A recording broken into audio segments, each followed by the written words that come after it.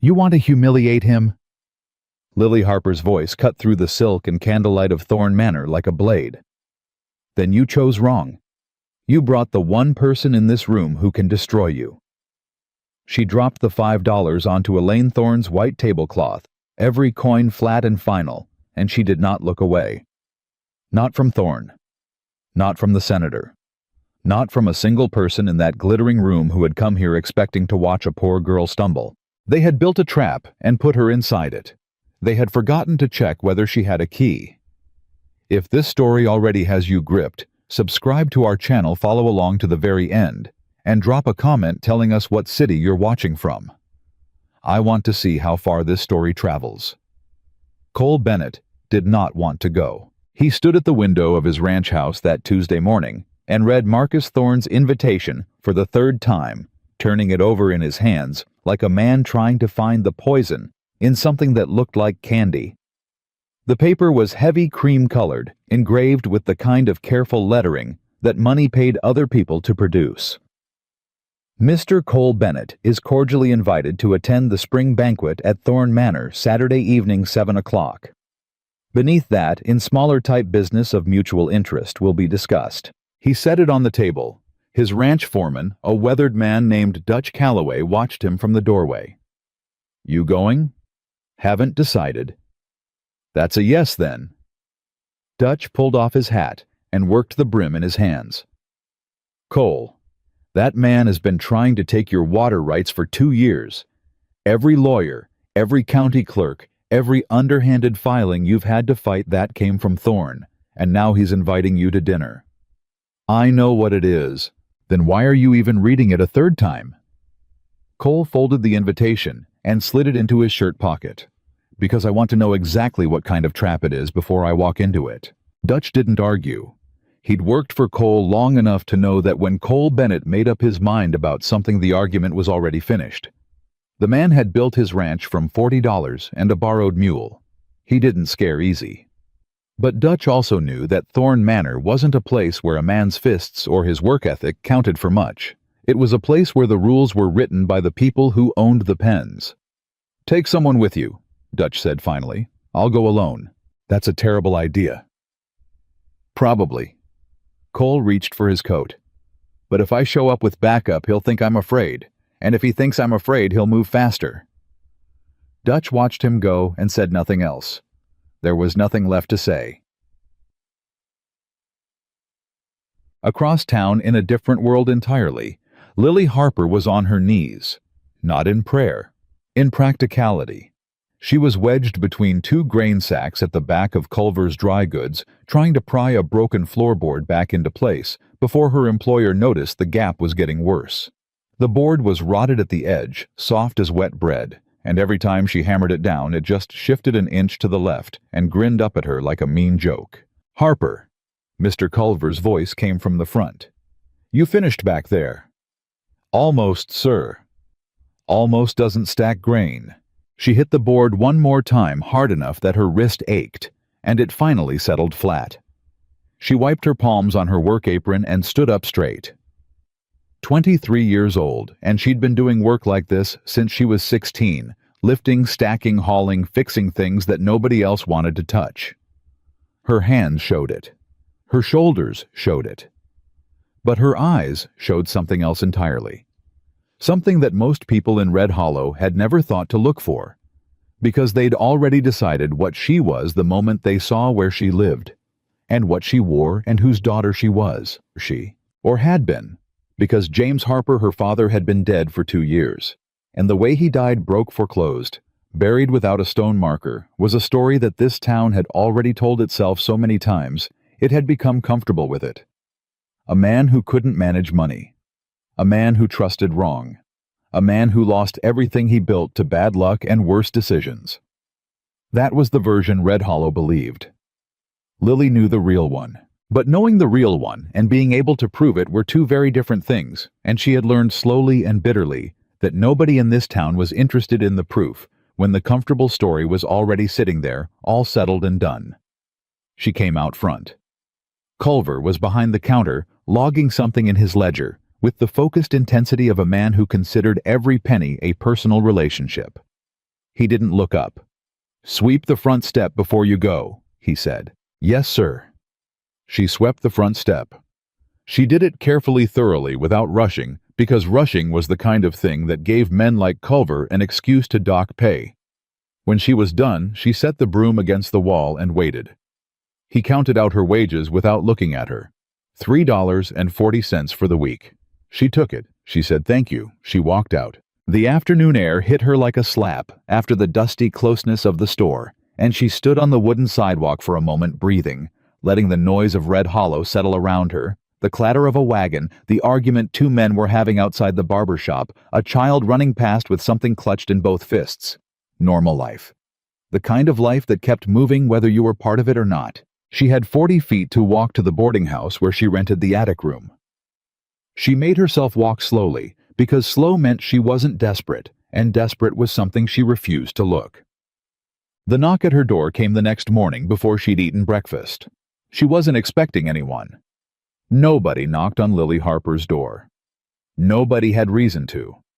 She opened it with the cautious pull of someone who'd learned that unexpected things were rarely good, and found herself looking at a woman she recognized, but had never spoken to one of the housemaids from Thorn Manor, a thin, nervous woman named Agnes, holding a wrapped bundle and looking everywhere except directly at Lily. "Mrs. Thorn sent me," Agnes said. Lily said nothing. She waited. "She has a proposition for you." Agnes held out the bundle. "There's a dress inside. Nice one. And there's an envelope with money." Lily still didn't take it. "What kind of proposition?" Agnes shifted her weight from one foot to the other. "The Thorns are hosting the spring banquet Saturday evening. Mrs. Thorn needs a young woman to attend as a guest, on behalf of the household. I'm not a guest of the Thorn household." "No, ma'am." Agnes's voice dropped.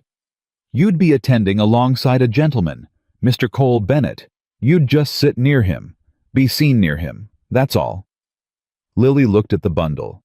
She looked at Agnes, and something in her chest went very still and very cold, the way things do when you recognize a shape you've seen before, just wearing different clothes. "Why me?" she said. Agnes didn't answer that, which was its own answer. Lily reached out and took the bundle. She unwrapped the corner of it, just enough to see the dress blue cotton clean pressed better than anything she owned. She set it aside and opened the envelope. $5, more than she made in 10 days. "Who else knows about this?" she said. "Just Mrs. Thorn. And now you." Lily stood in her doorway for a long moment, the morning light coming in cold and flat from the narrow window at the end of the hall, and she thought about all the things that $5 in a dress could mean, and all the things they could cost. "Tell Mrs. Thorn I'll attend," she said. Agnes nodded, relieved, and was already turning to go when Lily added quietly, "And tell her I said thank you for the opportunity." Agnes paused. Something about the way Lily said it made her hesitate just for half a second before she walked away. Cole arrived at Thorn Manor early on purpose. Not early enough to seem eager. Early enough to watch. He stood at the edge of the entry hall before the real crowd arrived and mapped the room the way you'd map unfamiliar terrain exits, sightlines, who was standing near. Which conversations were happening in low voices, and which ones were happening loud enough to perform. Marcus Thorn found him before he'd been there 10 minutes. "Bennett." Thorn extended his hand with the warmth of a man who had practiced warmth extensively.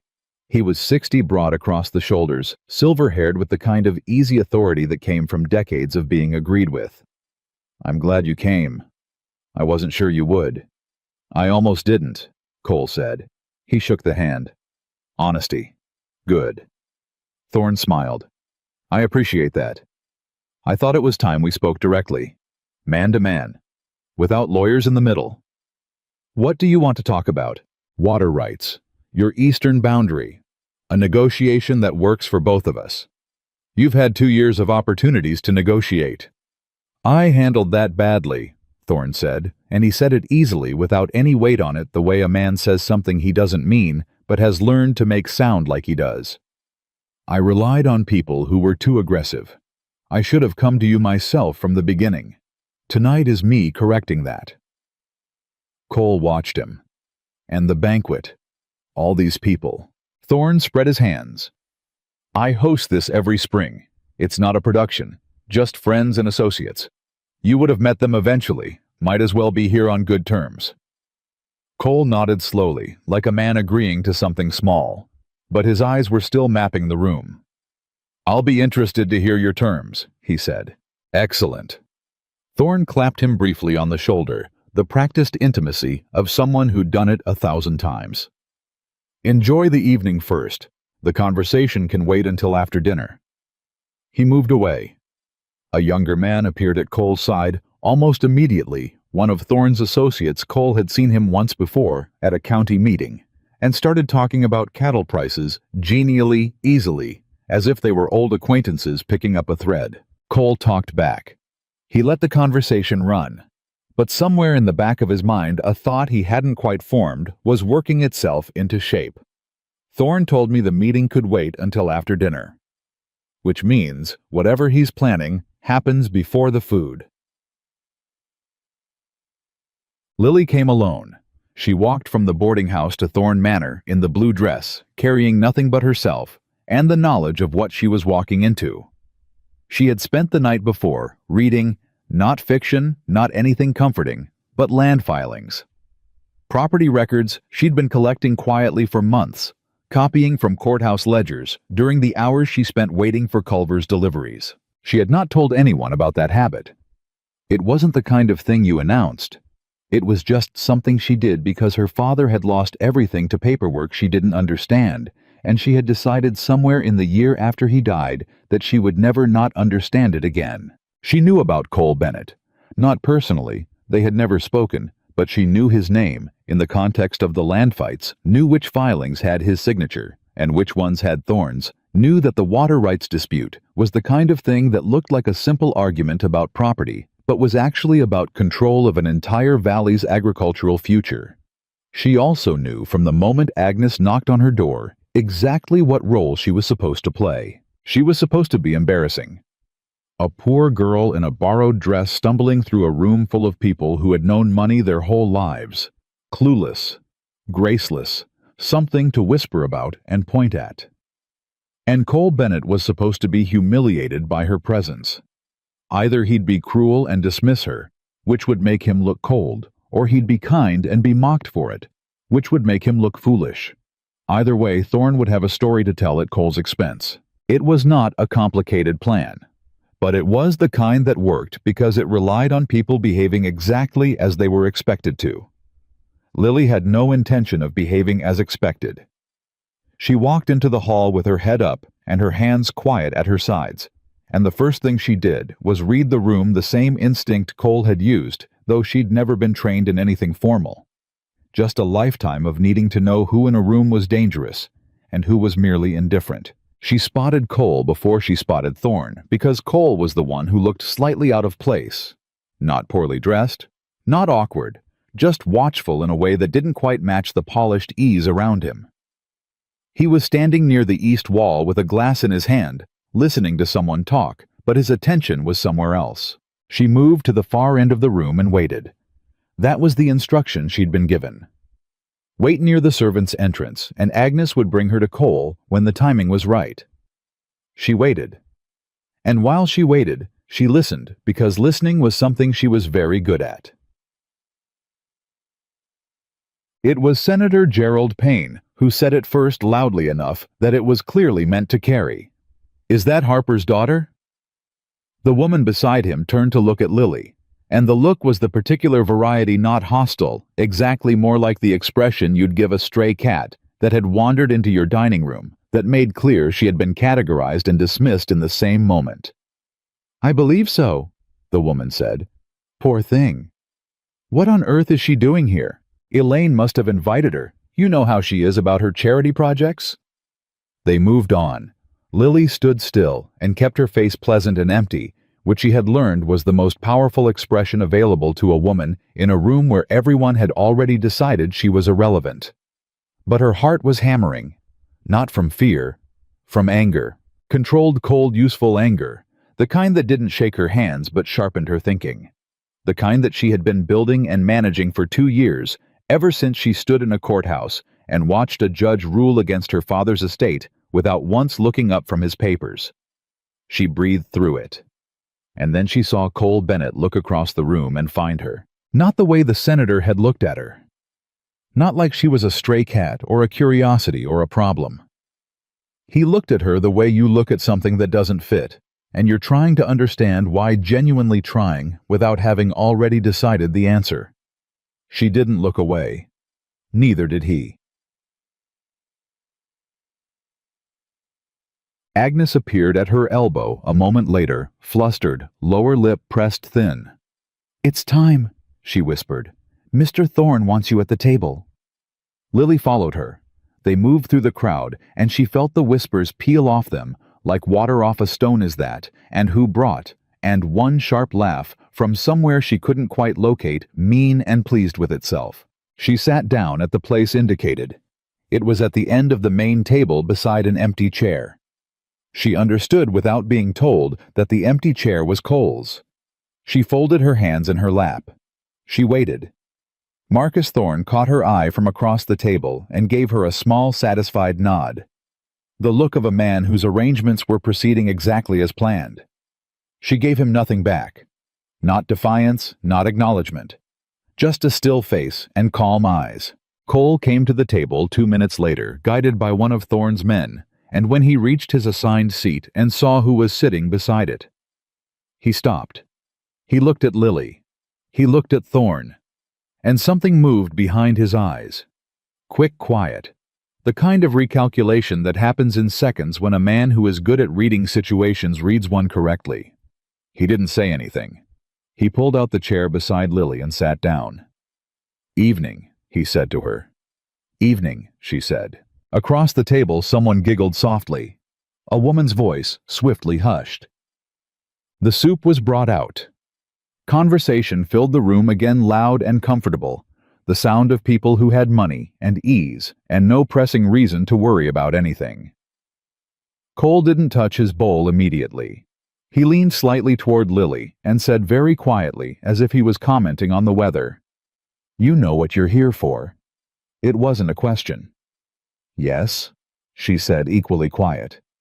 "Do you?" He looked at her. Really looked, not the passing glance of someone being polite, but the focused attention of someone reassessing. "Thorne arranged this," he said. "His wife arranged the dress and the $5, Lily said. Mr. Thorne arranged the table seating and the whispers." Cole was quiet for a moment. $5. And the dress. She kept her eyes forward toward the center of the table. "I'm not ashamed of what I earn, Mr. Bennett, but I thought you should know the full cost of this evening."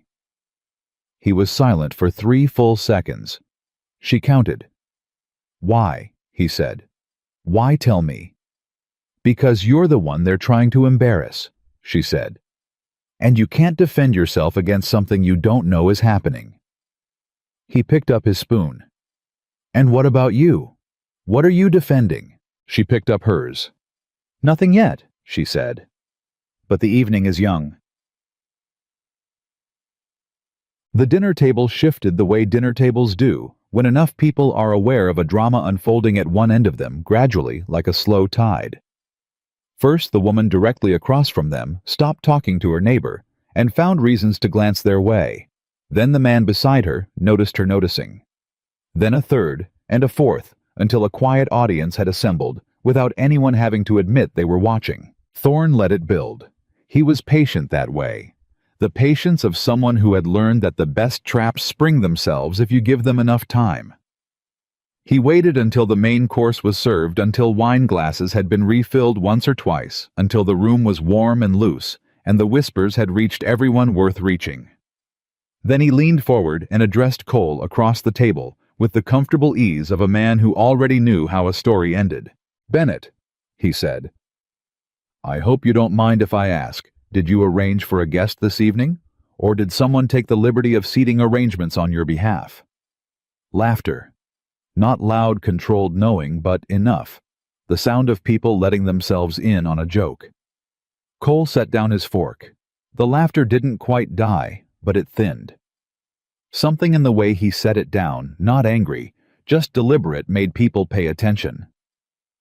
She's my guest, Cole said. Simple. Flat. No room in it. The laughter stopped completely. Thorne's smile stayed in place, but his eyes recalibrated. Of course, he said pleasantly. Forgive me. I wasn't aware you two were acquainted. We are now, Cole said. He picked up his fork and went back to eating, as if that was the entire conversation. As if Marcus Thorne hadn't just tried to make him the punchline of a room full of people, and as if that attempt hadn't just folded in on itself like wet paper. Lily did not look at Cole. She looked at her plate. But something in her chest had shifted. Something that had been clenched tight and braced for impact had loosened just slightly, just enough. Not relief. She was too careful for relief, but something adjacent to it. The Senator Payne tried next. He was the kind of man who read social tides well enough to know when an opening had closed, but not well enough to know when to stop pushing. Miss Harper, isn't it? He said, addressing her directly for the first time. The warm, expansive tone of a powerful man being generous. James Harper's daughter. Yes, Lily said. Terrible business what happened to your father.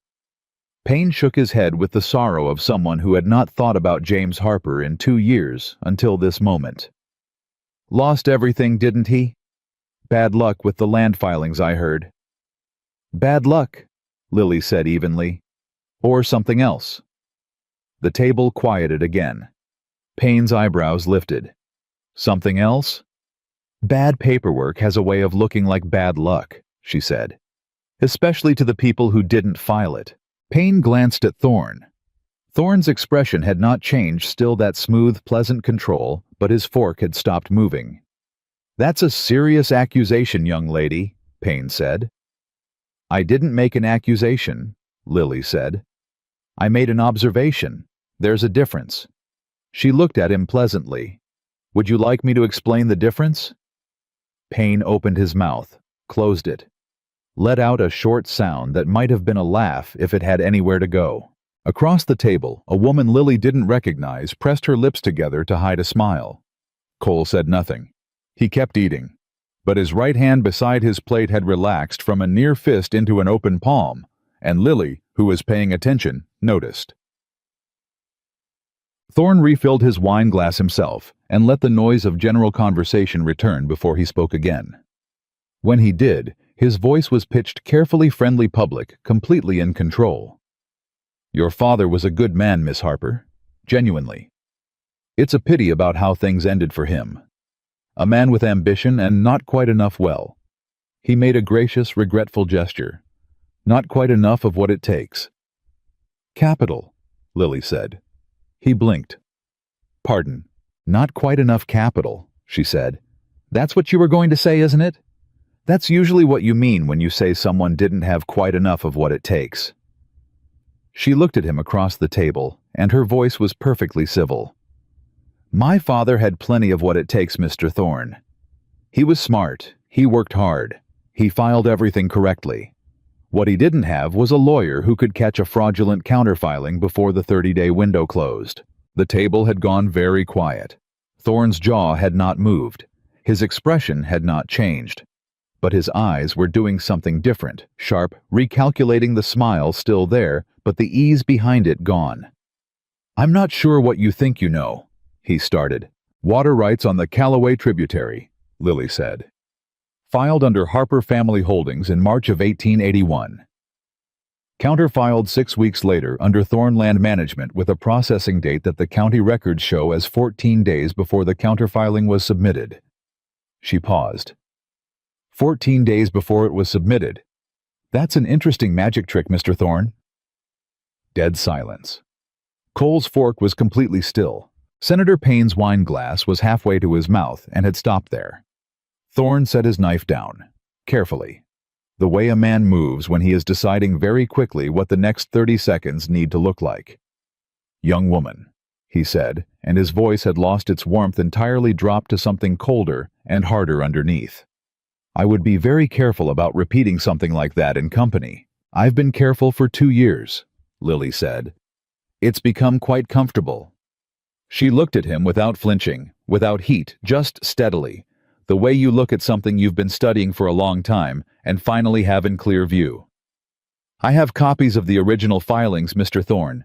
The timestamps are very informative. The woman across the table who had hidden her smile was no longer hiding it. Marcus Thorne pushed back his chair just slightly and looked down the table with the particular expression of a man reminding everyone in the room who exactly held power here. Perhaps, he said carefully, we should continue this conversation privately. I'm comfortable here, Lily said, and the room, the glittering whispered laugh-ready room that had assembled to watch a poor girl stumble, held its breath and waited to see what happened next. The silence that followed Lily's words was the kind that had weight to it, the kind you could feel pressing against your chest if you were sitting in that room, which most of those people wished suddenly that they were not. Marcus Thorne did not raise his voice. Men like Thorne never raised their voices in public. That was one of the first things power taught you, that volume was for people who had nothing else.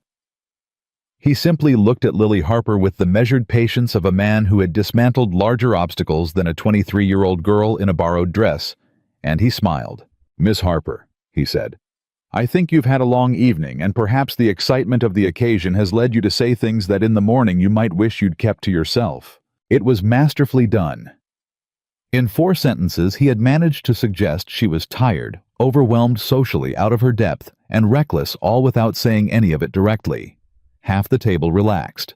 That was the genius of it. He hadn't attacked her. He'd just gently reminded everyone in the room that she was the kind of person whose words didn't need to be taken seriously. Lily let the sentence finish. Let the breath of relief move around the table. Let people start to settle. Then she said, the filing number is 1881-447-W. The original submission date is March 14th. The county stamp on the counterfiling reads February 28th. That is 14 days before my father's original filing existed. She paused. I don't need the morning to think about that, Mr. Thorne. I've had 2 years. The relief evaporated. Just like that. Like someone had opened a window in a warm room. Senator Payne put his wine glass down. Not gently, it made a small, hard sound against the tablecloth. Cole had gone absolutely still beside her. Not the stillness of shock, the stillness of a man who was listening with everything he had. Thorne's smile held, but it had become a different kind of smile, thinner, more deliberate, the kind that was holding something back instead of letting something out. That's a very specific claim, he said. Yes, Lily said. It is. And do you have documentation to support it, or is this something you've reconstructed from memory? I have copies. Here, not here. She looked at him steadily. But they exist, and they've been read by more than one pair of eyes. That last sentence was a lie. She was the only one who had read them. But it was a necessary lie, and she said it with complete calm, because the thing about a bluff was that it only failed if the other person was certain it was one. Thorne was not certain. She could see it in the way his jaw tightened just slightly before he recovered. Then I look forward to reviewing them, he said pleasantly, through proper legal channels, as these things should be handled. Of course, Lily said, proper legal channels, like the ones my father used in 1881. One of the men halfway down the table let out a short breath, not quite a laugh, but close. He covered it with his napkin. His wife looked at him sideways. Thorne heard it. His eyes moved to the source and back. And in that single movement, something shifted in the room. The balance of it, the invisible architecture of who was in command of this evening shifted just enough that people felt it without being able to name it. Cole felt it. He picked up his wineglass, took one slow sip, and set it back down without a word. But the gesture said something. It said, I'm not leaving. I'm not backing down.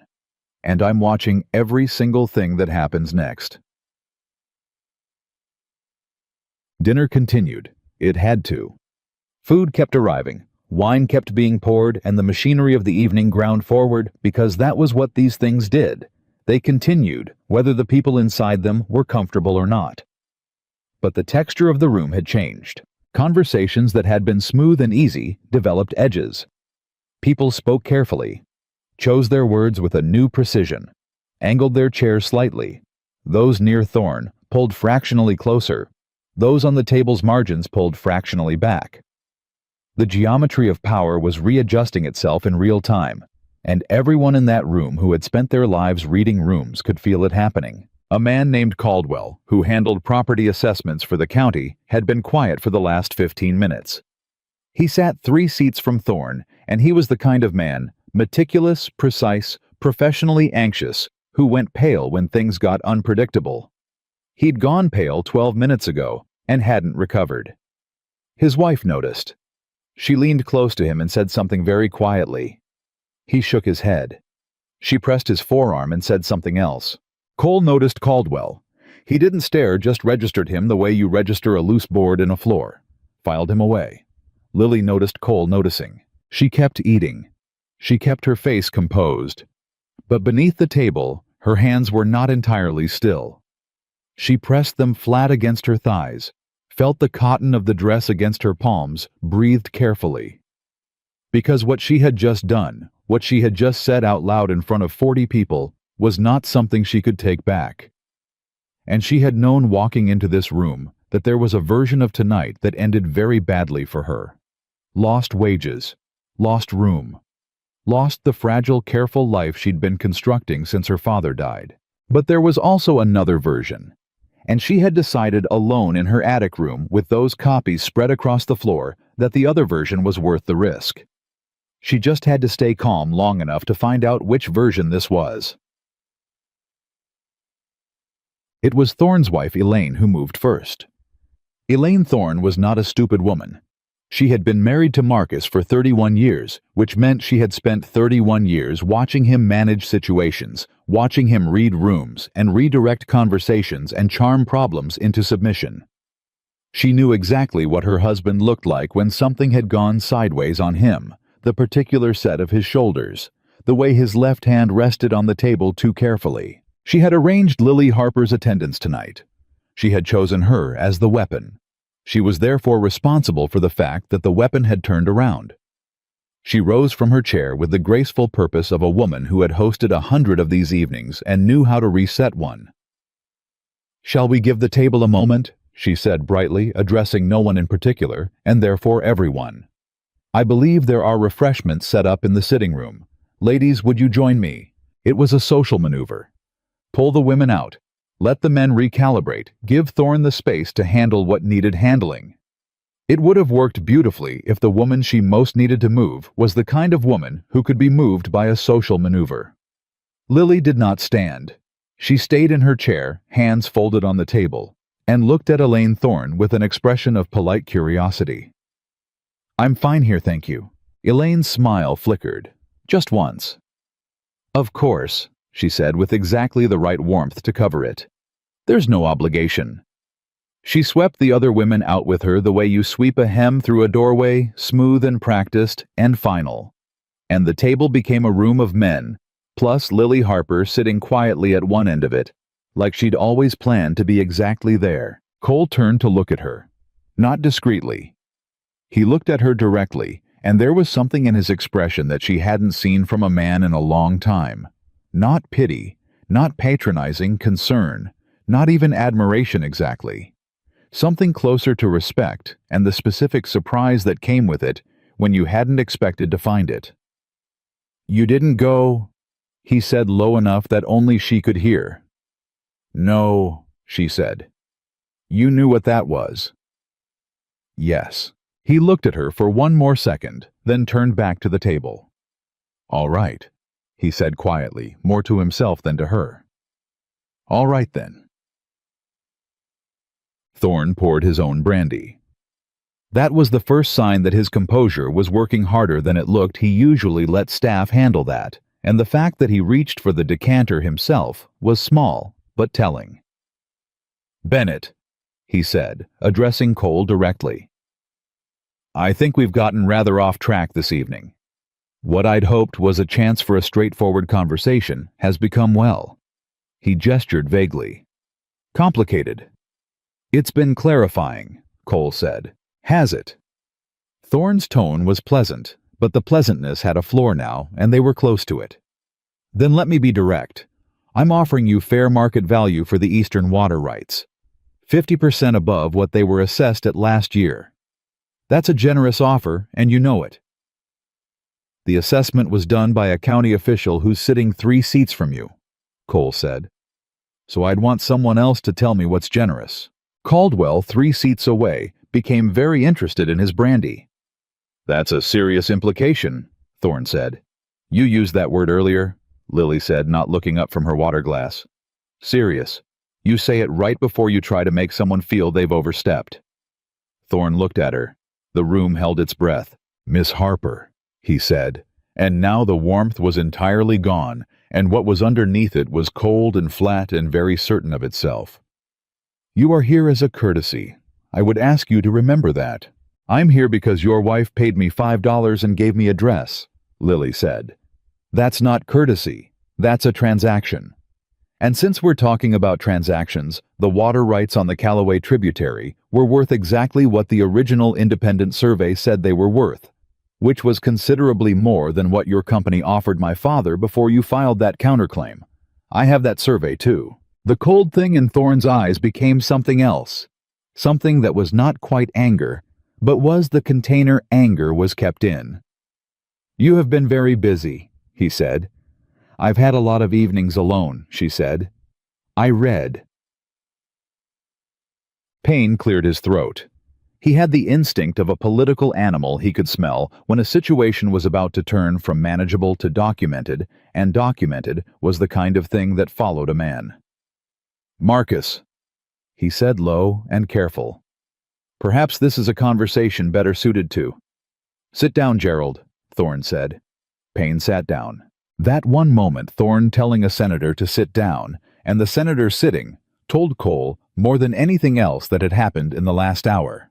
Because powerful men didn't tell senators what to do in public unless they had something on them. And senators didn't comply unless the something was significant. He filed that away too.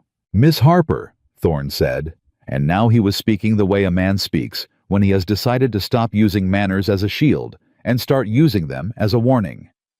I understand you believe you have something. Some papers, some filings, some story you've put together from what you found in the courthouse. And I understand that you're angry about your father, which is entirely natural. He was your father. But what you're suggesting tonight in front of these people is a criminal allegation against me. And I want you to understand what that means for a young woman in your position. He let that sit. Let it settle over the table like cold air. He was good at it. Even Lily felt it, the weight of it, the sheer accumulated gravity of what he represented. The money, the lawyers, the 30 years of political relationships. The way a town like Red Hollow had been built piece by piece out of decisions that Marcus Thorne had either made or approved. She felt it, and then she breathed through it. My position, she said, is that I have nothing left to lose. You already took it. She looked at him across the table, and her voice was completely even. My father lost his land, his water rights, his savings, and then he lost his health, and then he died. He died owing the doctor $12.40, and I paid that out of 3 weeks of grain store wages. She paused. What exactly do you think you can threaten me with, Mr. Thorne? What is it you imagine I'm protecting? The room was absolutely silent. Even the man who had covered his laugh with a napkin was not laughing now. Cole had stopped pretending to be uninvolved. He turned in his chair slightly toward Lily, and his shoulder was close enough to hers that it was almost touching. Not quite, but almost. A physical statement. Not aggressive, not performative. Just present. Thorne saw it. His eyes moved from Lily to Cole and back, and something shifted in his calculation. Because Cole Bennett with water rights was a problem. Cole Bennett aligned with someone who had documentation was a different category of problem entirely. This evening, Thorne said slowly, has gotten rather away from us. That happens, Cole said, when the plan goes wrong. Yeah, it was the calmness that did it. Not aggression, not accusation, just Cole sitting there being entirely calm and entirely unmoved, the way a fence post is unmoved by weather. It was the calmness that finally cracked something loose in Reginald Marsh, who sat at the far end of the table and had not said a single word since Lily started talking about the filing dates. Marsh was 64 years old. He had been a land broker in Wyoming Territory for 30 of those years. He had done business with Marcus Thorne for 22 of them, and he had always known on some level that he'd kept carefully below the surface of his daily thinking certain things about how that business worked. He pushed his chair back from the table. It scraped. The sound was loud in the silence, and everyone looked at him. Reg Thorne said, a note of warning threaded through his first name. Marsh looked at Lily. "How old were you when your father lost the land?" Lily blinked. The question came from a direction she hadn't been watching. 21, she said. "And you've been pulling records since then?" Yes. Marsh was quiet for a moment. He had the look of a man doing something that his body was resisting, jaw-tight, shoulders forward, the physical sensation of pushing against your own long habit of staying quiet. "The Hendricks property," he said. "On the North Fork, 1879. Thorne went very still. "There was a survey discrepancy there too," Marsh said. "I signed off on it. I was told the original survey had been miscalculated. I was told." He stopped, started again. "I didn't check. Reginald." Thorne's voice was blade flat now. "This is not the... I was told a lot of things over 22 years, Marsh said, still looking at Lily, not at Thorne. "You're the first person I've seen who sat down and checked." The silence that followed was different from all the previous silences. Those had been tense, charged, full of people deciding which way to lean. This one was the silence of something breaking open, not loudly, not dramatically, but the way a seam gives when the pressure behind it finally exceeds what the stitching can hold. Cole looked at Marsh. "How many properties?" Marsh shook his head slowly. Not the headshake of a man who didn't know. The headshake of a man who knew and was still deciding how much of it to say out loud. "Reginald," Thorne said again, and now his voice had dropped to something barely above a murmur, which was quieter and more frightening than anything louder would have been. "We have been friends and partners for a very long time. I am asking you as your friend to let this evening end." Marsh looked at him for a long moment. "I know you are," he said, and he sat back down. The moment closed. The seam that had started to give went quiet again. But it had given, even a little. And Lily had seen it. Cole had seen it. And more importantly, everyone else at that table had seen it too. Thorne stood. He did it smoothly, with the controlled authority of a man who had decided the evening was over, because he had decided it, and therefore it was. "I think we've exhausted the productive portion of the evening," he said. "Gentlemen, I apologize for the unexpected turn. Bennett, I hope we can arrange a more private conversation in the coming days. My offer stands." He looked at Lily one final time, and what was in his face now was not warmth, was not pretend regret, was nothing performed at all. It was just a plain, direct warning, the kind that didn't need words, because the power behind it was self-evident. Then he walked to the door, and his people followed, and the evening cracked apart the way these things do when the center of them decides to leave. People moved. Chairs scraped. Voices came back in low, careful clusters. The urgent kind, the kind where people were already deciding what they would say tomorrow about what they had witnessed tonight. Caldwell left quickly, almost before Thorne had finished standing, without looking at anyone. Payne lingered, spoke quietly to two men Cole didn't know, and then left with the particular fast walk of a man who needed to make a phone call but didn't have a telephone nearby. Marsh sat at the table a minute longer than anyone else. He looked at the door Thorne had gone through. Then he looked at Lily. "Your father's name was James," he said. "Yes," she said. "He filed a complaint with the county recorder's office in September of 1881, Marsh said. 4 days later, the complaint was withdrawn. The withdrawal was signed with his name." Lily stared at him. Something went cold in her face, cold and absolutely focused. "He didn't withdraw it," she said. "He didn't sign that." Marsh nodded slowly. "No," he said. "I don't think he did." He stood, put on his hat, and walked out of the room without another word. The room was almost empty now. Cole and Lily sat in the remains of the dinner table glasses, half-full plates, half-cleared candles burning down, and neither of them said anything for a long moment. Then Cole said, "That withdrawal, is it in the records?" "I've seen it." Her voice was controlled, but just barely. I thought my father had given up. I thought he'd decided to stop fighting." She stopped, pressed her lips together. "I thought that was just who he was at the end. Someone who gave up." "He didn't give up," Cole said. "No," she said. "Someone signed his name on a document and filed it, and he died not knowing that his complaint was sitting there forged in a courthouse drawer." She looked at Cole, and her eyes were dry and very steady, which was more devastating than tears would have been. "And now I know who had reason to do it." Cole looked at her for a long moment, and then he said something that surprised her. "What do you need? Not what are you going to do?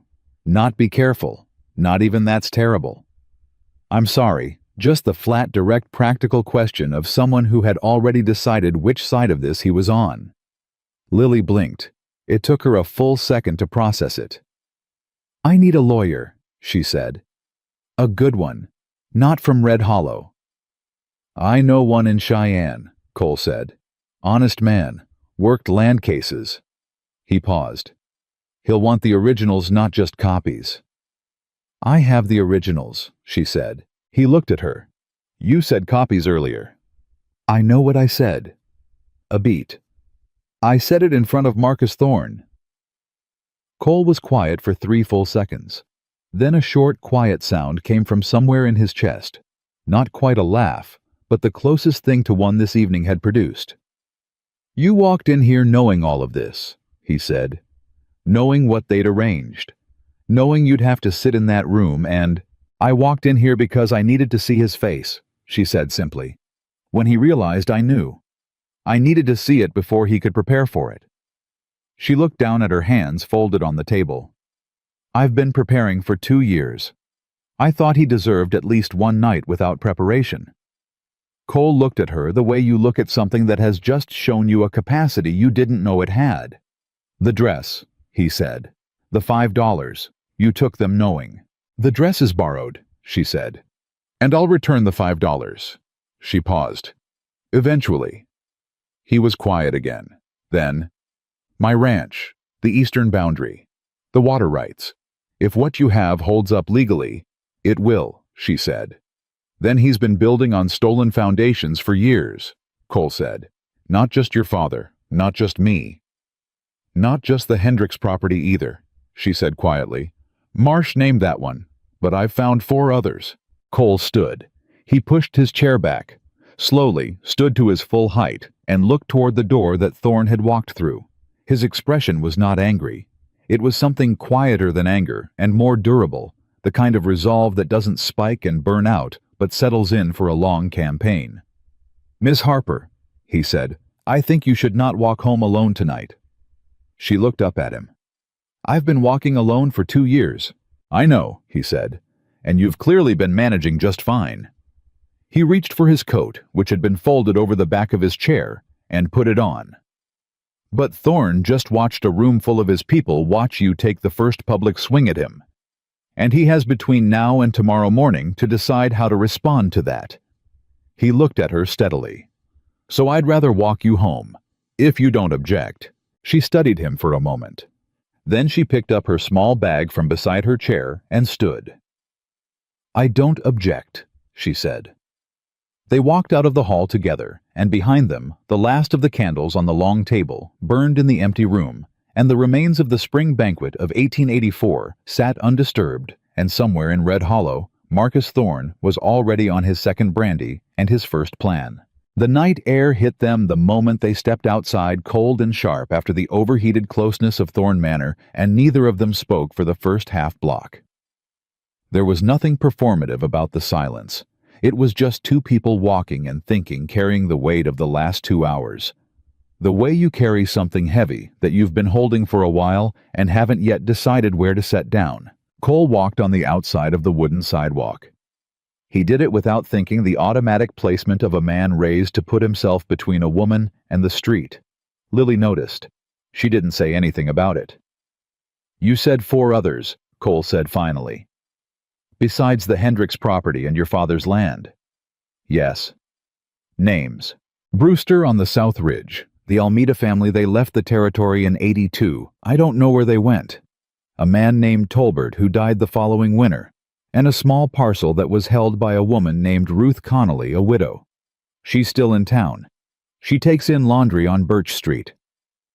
Cole was quiet for a moment, turning that over. "6 properties." "That I've found," Lily said. "I don't think I've found all of them." They walked. A dog barked somewhere down a side street and then went quiet. The town of Red Hollow at 10 o'clock was mostly closed and mostly dark, the kind of small-town dark that was absolute in its corners and amber-lit only in the saloon windows they passed. "Thorne's been here 20 years, Cole said. 23, Lily said. "He filed his first land acquisition in April of 1861. I pulled that too." Cole glanced at her sideways. "How much time have you spent in that courthouse?" "A lot," she said simply. "Mr. Culver closes the store at 5. The courthouse records room is open until 6 on Tuesdays and Thursdays." She paused. "I told Mr. Culver I was attending a Bible study." Cole made that sound again, the one that wasn't quite a laugh. "And he believed you?" "He didn't care enough to check," she said without bitterness. "Just fact." They reached the corner where she needed to turn toward the boarding house, and she stopped. He stopped with her.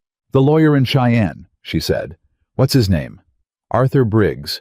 He handled a water dispute in Laramie County 3 years ago. The other side had more money and more connections, and he still won." Cole paused.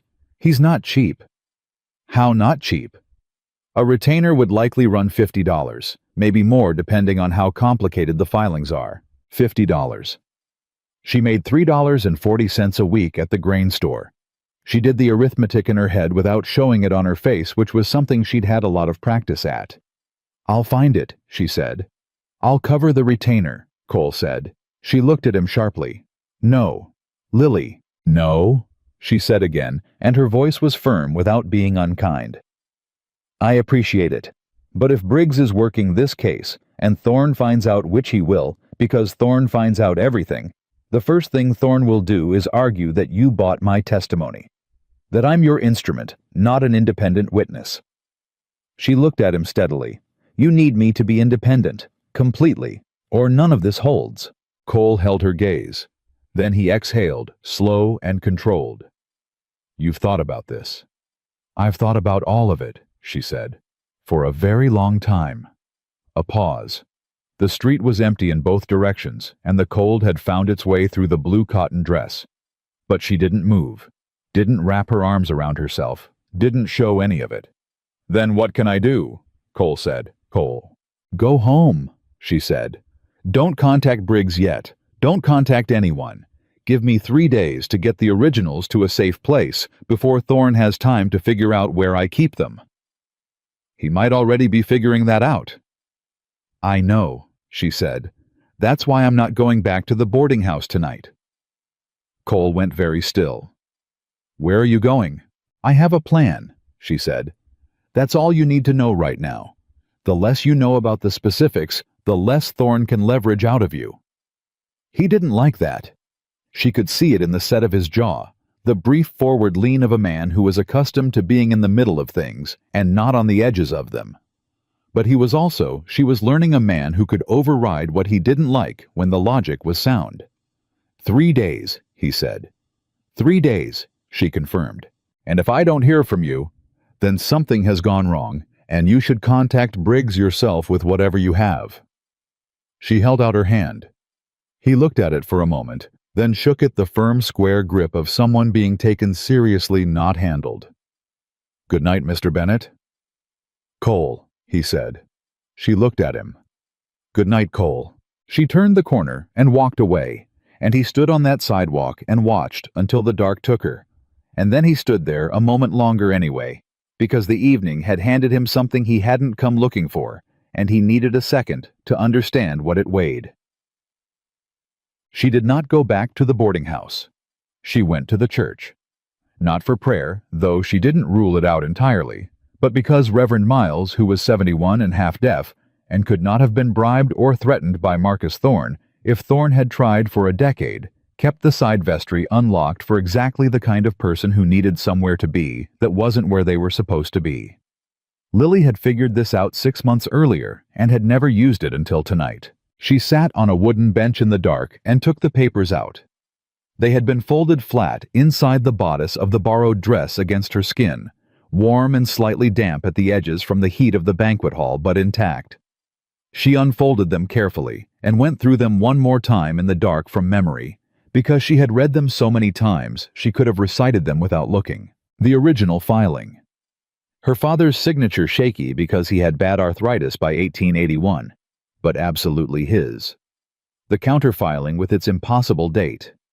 The independent survey that had been requested and then, according to the record, never officially submitted, except it had been, and she had found the submission confirmation in a separate drawer where it had been misfiled, and she wasn't sure whether that misfiling was accidental or deliberate, but she had her suspicion. And the withdrawal. Her father's name signed in handwriting that was close, but not quite right. Close enough to fool a tired clerk. Not close enough to fool a daughter who had been reading her father's handwriting her whole life. She sat with that document for a long time. Long enough that the cold really got into her bones, and her hands stiffened and she had to blow on them to keep them flexible. She had thought, when she first found the withdrawal, that she had been wrong about her father. That the man who had raised her, who had read land law books by lamplight, and argued every point in those filings with the precise passion of someone who believed in the system, that man had simply crumbled in the end. Had given up. Had signed his name to something that undid everything he'd worked for, and then never told her about it. She had carried that for over a year. The grief of it, and the confusion of it, and the quiet, shameful suspicion that perhaps she had never really known him as well as she thought. That the father she remembered and the man who had ultimately capitulated were the same man, and she had just loved the first version too much to see the second one clearly. And then she had looked more closely at the signature, and she had known. The way you know a forgery in a loved one's handwriting, not from any expertise, not from any training, but from years and years of watching the same hand move across the same paper, and knowing in your body the exact weight and habit and rhythm of it. Her father had pressed hard on his downstrokes and light on his curves. This signature was the opposite. Someone had practiced. Someone had gotten close, but not close enough. She folded the papers back, tucked them into the inside pocket of the small bag she'd carried into the banquet, the one thing the Thornes hadn't provided, the one thing that was entirely hers. Then she sat in the dark and let herself feel it. Not the anger which she had used as fuel all evening and needed to carefully ration. Not the fear which was present and real, and which she had no intention of pretending otherwise. But the grief which was the oldest and most honest thing, and which she had been keeping at arm's length through sheer force of logistics and research, and the consuming project of being busy enough not to feel it. Her father had not given up. He had been erased, and there was a certain terrible clarifying relief in that, in knowing that the man she remembered had been exactly who she thought. That she hadn't been wrong about him. That he had fought until someone had fought for him with a forged pen, and that the loss of everything was not a failure of his character, but a crime committed against it. She pressed both hands flat on her thighs and breathed. Then she put the grief away precisely and carefully, the way you put something irreplaceable somewhere safe, and she started thinking about the next 72 hours. Cole got back to his ranch at midnight and found Dutch in the kitchen. Dutch had a coffee pot on the stove and the specific alert stillness of a man who had not been sleeping, which meant he'd been waiting. He looked at Cole's face and didn't ask how the evening went, because Cole's face answered it well enough. "Sit," Dutch said. Cole sat. Dutch poured 2 cups and set one in front of him. "Thorne made his move," Dutch said. "Tried to." Cole wrapped both hands around the cup. "It didn't go the way he planned. Because of you. Because of a girl named Lily Harper." Cole looked at his coffee. James Harper's daughter. Dutch was quiet for a moment. I remember James Harper. Quiet man. Good land instincts. Lost his water rights in '81 and never recovered. He didn't lose them, Cole said. They were taken, counterfiled with a fraudulent date stamp, and the complaint he filed about it was withdrawn with a forged signature. He looked up. Lily has the original documents. She's been building a case for 2 years. Dutch sat down slowly across from him. Alone. Completely alone. Cole said it with the same quiet weight it deserved. She walked into that banquet tonight knowing she was bait.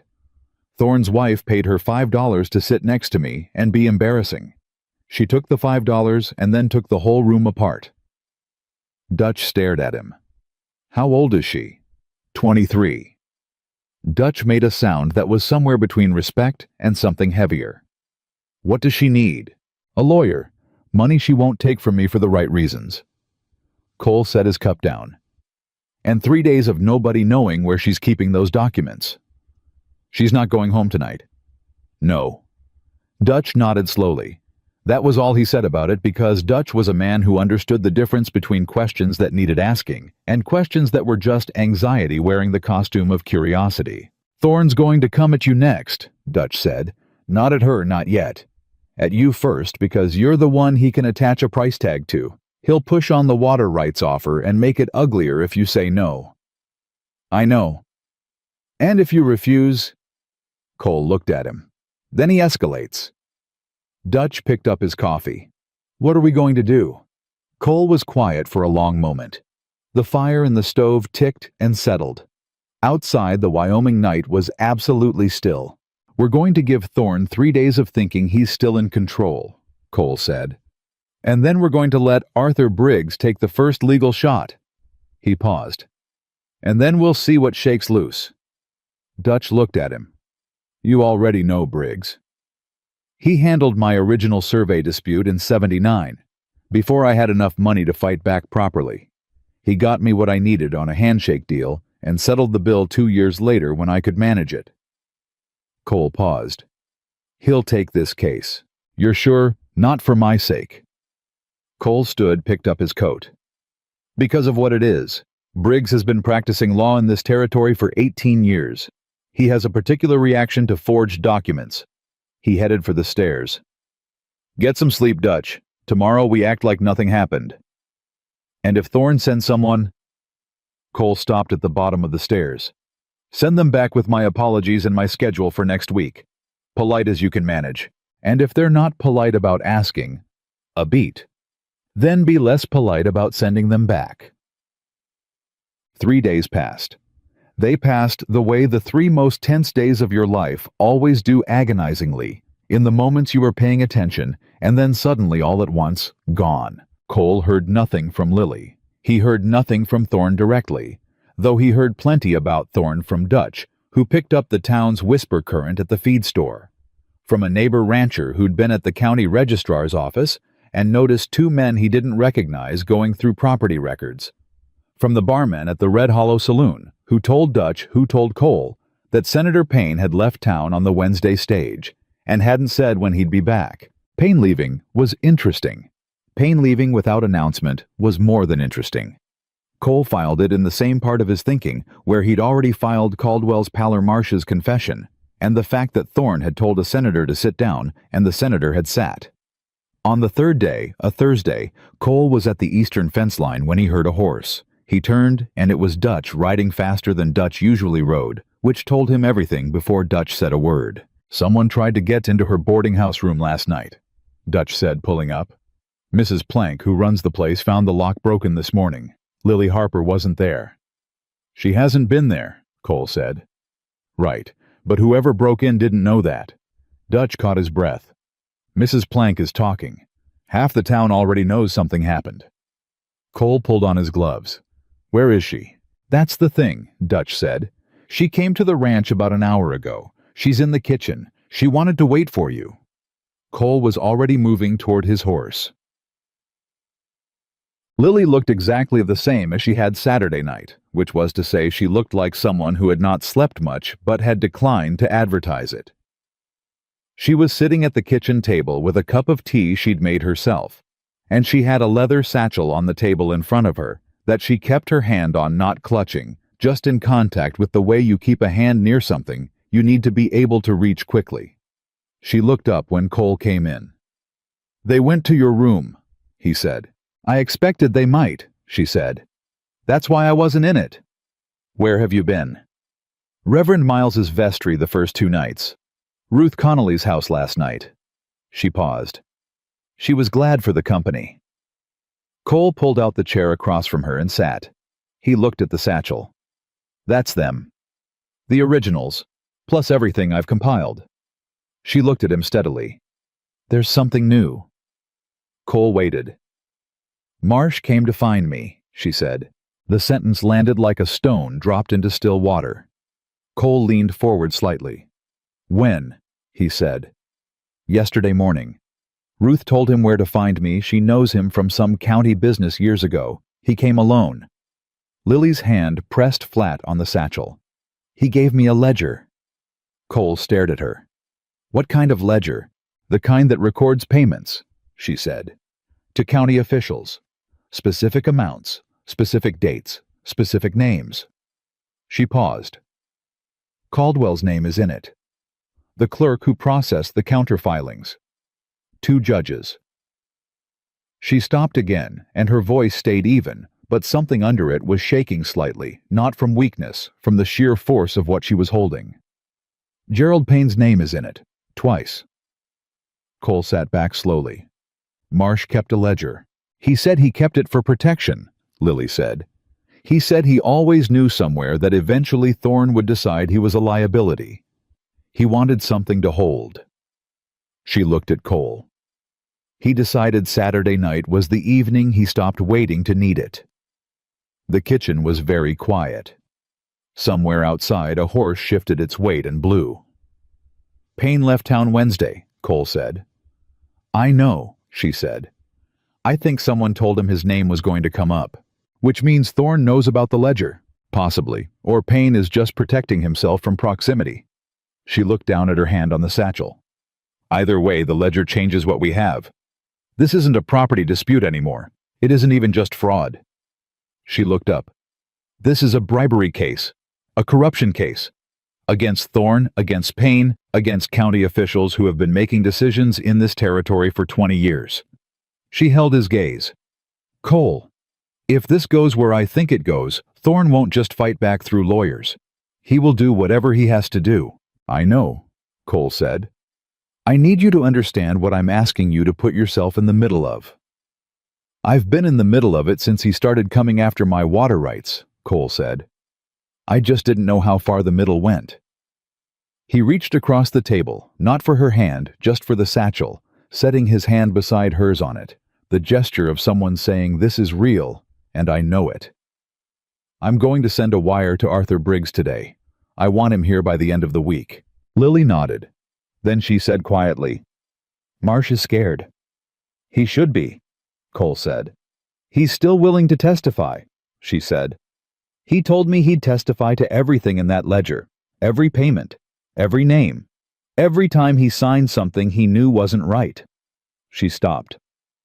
He said he was 64 years old, and he'd spent 22 years being the kind of man who looked away, and he'd like to die as something else." The words hung there. Cole said nothing for a moment because sometimes there was nothing to add to something that had that much weight to it. "Then we protect him," Cole said finally. "Same as we protect you. Same as we protect those documents." Lily pulled the satchel slightly closer. "Cole, I want to be clear about something." "Go ahead." "I started this for my father," she said, "because I needed to know the truth and because someone forged his name, and I couldn't let that stay buried." She looked at him directly without flinching. "But it's bigger than my father now. There are 5 other families who lost land. There are county officials who have been on Thorne's payroll. There are decisions that have shaped this entire valley for 20 years that were bought and paid for." She paused. "If we do this, if Briggs takes this to a territorial court, it will be in the papers. Thorne will come after everything you have. Your ranch, your water rights, your reputation. He will try to make you radioactive in this territory. Cole looked at her. Are you trying to talk me out of it? I'm trying to make sure you're choosing it, she said. Not just falling into it because Saturday happened and you're angry. He was quiet for a moment, long enough that she couldn't read what was behind it. Then he said, My ranch foreman has been with me for 9 years. Before that he worked for a man named Samuel Pryor over in Carbon County. You know what happened to Pryor? She shook her head. Thorne's company filed a survey dispute against him in 1877, tied him up in legal proceedings for 3 years. By the end of it, Pryor didn't have enough left to keep his crew through winter. He sold at 10 cents on the dollar and left the territory. Cole kept his eyes on hers. Dutch never said it was Thorne specifically. He didn't have proof. But he moved to my ranch because he needed work, and because he said something to me the first week he was there that I never forgot. He paused. He said the only thing that makes a man like that unstoppable is that everybody who could stop him decides stopping him isn't worth the cost. Cole held her gaze. I've been thinking about that for 9 years.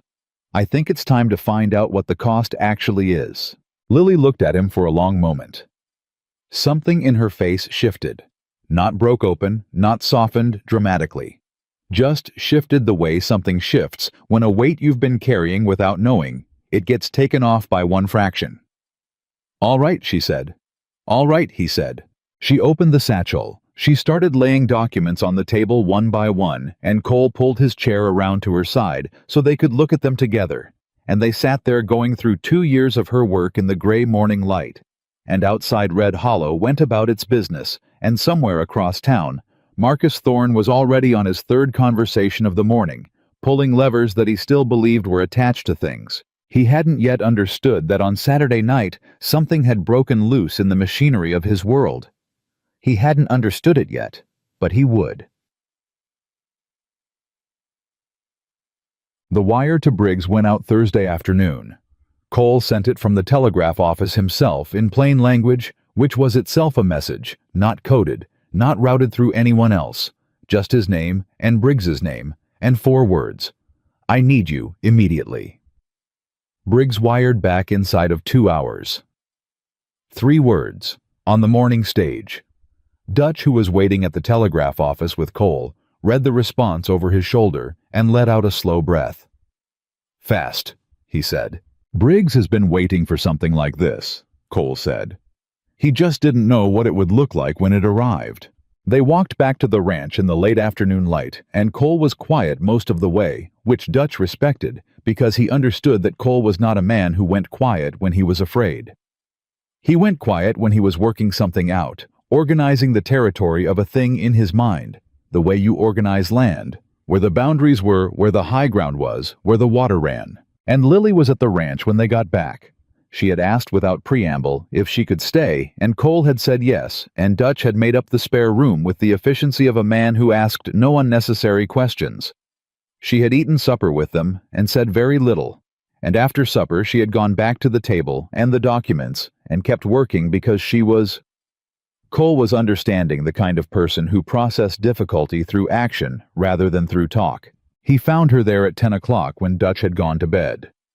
You should sleep, he said. I will, she said, not looking up.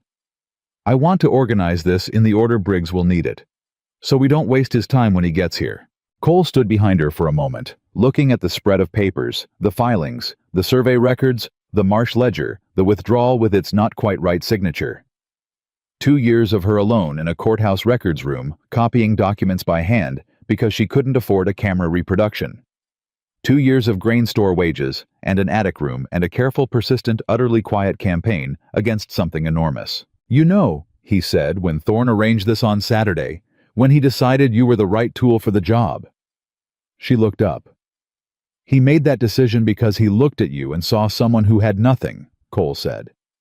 No connections, no money, no family. He saw the most harmless thing he could imagine. He paused. He was so wrong about that it almost makes you feel sorry for him. Lily looked at him for a moment. Then she said quietly, Almost. and she went back to work. Arthur Briggs arrived on the Friday morning stage, looking exactly the way Cole had described him. Compact, precise, with the kind of steady eyes that had seen enough courtrooms to stop being impressed by any of them. He was 51 gray at the temples, and he carried one bag and one leather briefcase, and the briefcase was the one he held onto when the stage hit rough ground. Cole met him at the station.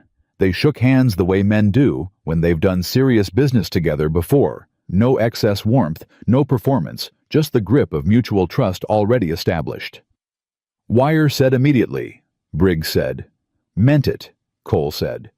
"What are we dealing with?"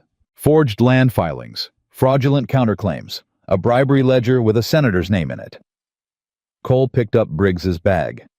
"And a woman who built the entire case herself in 2 years on a grain store salary." Briggs stopped walking. "How old?" 23. Briggs was quiet for exactly 2 seconds. Then he picked up his pace. "Let's go." Lily was at the kitchen table when they came in. She had the documents organized in 3 separate stacks, each one held together with a length of twine she'd borrowed from Dutch, each stack ordered chronologically from earliest to most recent. When Briggs walked in, she stood. She didn't extend her hand immediately. She waited to see how he came at her. He came at her directly. He looked at the documents before he looked at her face, which she took as a professional courtesy rather than a slight. Then he looked at her. "Miss Harper," he said. "Mr. Briggs. Cole tells me you've been working this alone." "Yes." "How did you know what to look for?" "My father talked about land law the way other men talk about weather," she said. "Constantly and with strong opinions. I grew up knowing how filings worked. After he lost everything, I wanted to understand why." She paused. The why took a while to find. Briggs pulled out the chair across from her and sat down without being invited, which was the right move, because it told her he was already treating this as a working conversation and not an evaluation. She sat back down. "Walk me through it," he said. "From the beginning. Don't leave anything out." She walked him through it. It took 40 minutes.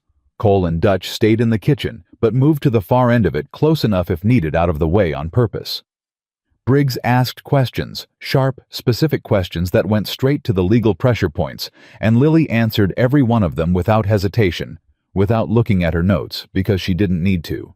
It was all in her head, organized and precise, the product of 2 years of obsessive, careful attention. When she finished, Briggs sat back and looked at the 3 stacks of documents. He didn't speak for almost a full minute. Dutch shifted his weight. Cole stayed still. "The ledger," Briggs said finally. "Marsh gave it to you voluntarily." "Yes." "And he's willing to testify." "He said so. Whether he'll hold when Thorne's lawyers start working on him is another question." Briggs nodded. "The forged withdrawal. You're certain it's a forgery?" "I'm certain," she said. "I know my father's handwriting." "That's not enough in a courtroom," he said. "We'll need a handwriting expert. Independent, not local." He picked up the withdrawal document and looked at it closely, tilting it toward the light from the window. "Though I'll tell you, even from here, the pressure inconsistency on the downstrokes is notable." He set it down. "Who else has seen these documents?" "You, Cole, Dutch, and Marsh, who gave me the ledger."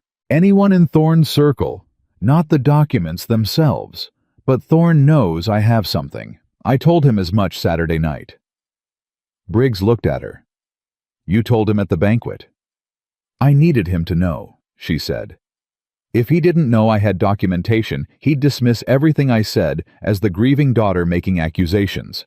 I needed him scared enough to react. And if he'd reacted by having someone take the documents from you, that's why I wasn't in my room," she said. "And that's why they're here." Briggs looked at her steadily for a moment. "You used yourself as bait to force his hand." "He used me as bait first," she said evenly. "I just changed what the bait was for." Something moved in Briggs's face, not quite a smile, but the internal version of one. He looked back at the documents. "All right," he said. "Here's where we stand. The fraudulent counterfiling with the impossible date stamp, that's your strongest piece. A processing date that predates the original submission is not a clerical error. That is documentary evidence of deliberate fraud, and it implicates whoever submitted it and whoever processed it. He tapped the ledger. If this ledger is authentic, and I'll need to examine it fully, and if Marsh testifies to its contents, then we have a bribery case that connects Thorne's land acquisitions to paid interference by county officials. He looked at Lily. What you have, Miss Harper, is enough to open a territorial investigation, maybe more. The kitchen was very quiet.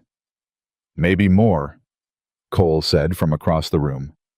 What does more look like? It looks like federal involvement, Briggs said, if the fraud crosses enough county lines and involves enough property value, which from what I'm seeing, it likely does. He closed the ledger carefully. I need 2 days to go through everything. Then I need to make 2 trips, one to the county courthouse to pull the originals for comparison and one to find Marsh and confirm his testimony commitment in writing. Thorne will know you're here by tomorrow morning, Dutch said. Good, Briggs said. Let him know. I want him watching me go into that courthouse. I want him to understand that this is a legal proceeding now, not a private dispute. He looked at Cole. The moment he interferes with a witness or attempts to remove or alter public records, he's added obstruction to his problems. And Marcus Thorne is not a man who will be able to resist the instinct to interfere. Cole nodded slowly. You're setting another trap. I'm letting him set it himself, Briggs said. There's a difference. He looked at Lily. You'll stay here? Yes, she said. Don't go into town alone. Don't speak to anyone about the specifics of what we have. If anyone approaches you, anyone, you tell me first.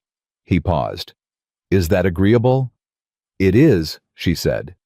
He stood, picked up his briefcase. Then let's get to work. Mog. The next 36 hours had the texture of waiting, that was also not waiting, the specific grinding tension of a situation that was moving invisibly underground while the surface stayed still. Cole did his ranch work. Dutch did his. Briggs sat at the kitchen table with the documents spread around him and worked with the methodical focus of a man who had one speed for legal preparation, and it was not a slow one. Lily helped him. She answered questions when he had them, located specific documents when he needed them, and filled the gaps between with her own reading. She'd borrowed 2 of Briggs's law books from his briefcase and was working through the territorial property statutes with the focused attention of someone studying for a test they absolutely could not fail. On the second evening, Briggs looked up from his work and watched her for a moment. You could study law, he said. She looked up. Women can't practice in this territory. Not yet, he said. The statute is specific, but not permanent. He paused. I have a colleague in Cheyenne, Margaret Voss. She's been arguing for admission to the territorial bar for 3 years. She'll get it eventually. She's considerably more stubborn than the Bar Association. He looked back at his papers. I'm mentioning it. Lily looked at him for a long moment. Then she went back to the statute book, but something in how she held it had shifted, something that was not yet hope exactly, but was the shape of it. Saturday morning. 8 days after the banquet, Briggs went to the courthouse. He went alone, which was deliberate. Cole offered twice to come with him, and Briggs declined twice, because a lawyer entering a courthouse was routine, and a rancher accompanying him was a statement, and Briggs preferred to make statements on his own schedule. He was inside for 3 hours. Cole did not pace. He worked fence in the south pasture, which was something that required enough physical attention to keep his hands busy without fully occupying his mind. Dutch worked beside him, and they didn't talk much, which was fine, because Dutch understood that silence in a man like Cole was not absence, it was presence, the focused internal kind, the kind that was working through something. At noon, a rider came from town, not Briggs. A young man Cole didn't recognize carrying a folded note. He handed it to Cole and rode away without waiting for a reply, which told Cole the note was from someone who didn't want a paper trail on their end. Cole unfolded it, read it, read it again.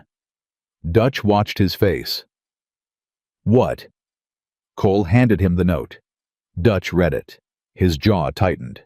The note said, Caldwell is gone. Left on the Thursday stage with his family.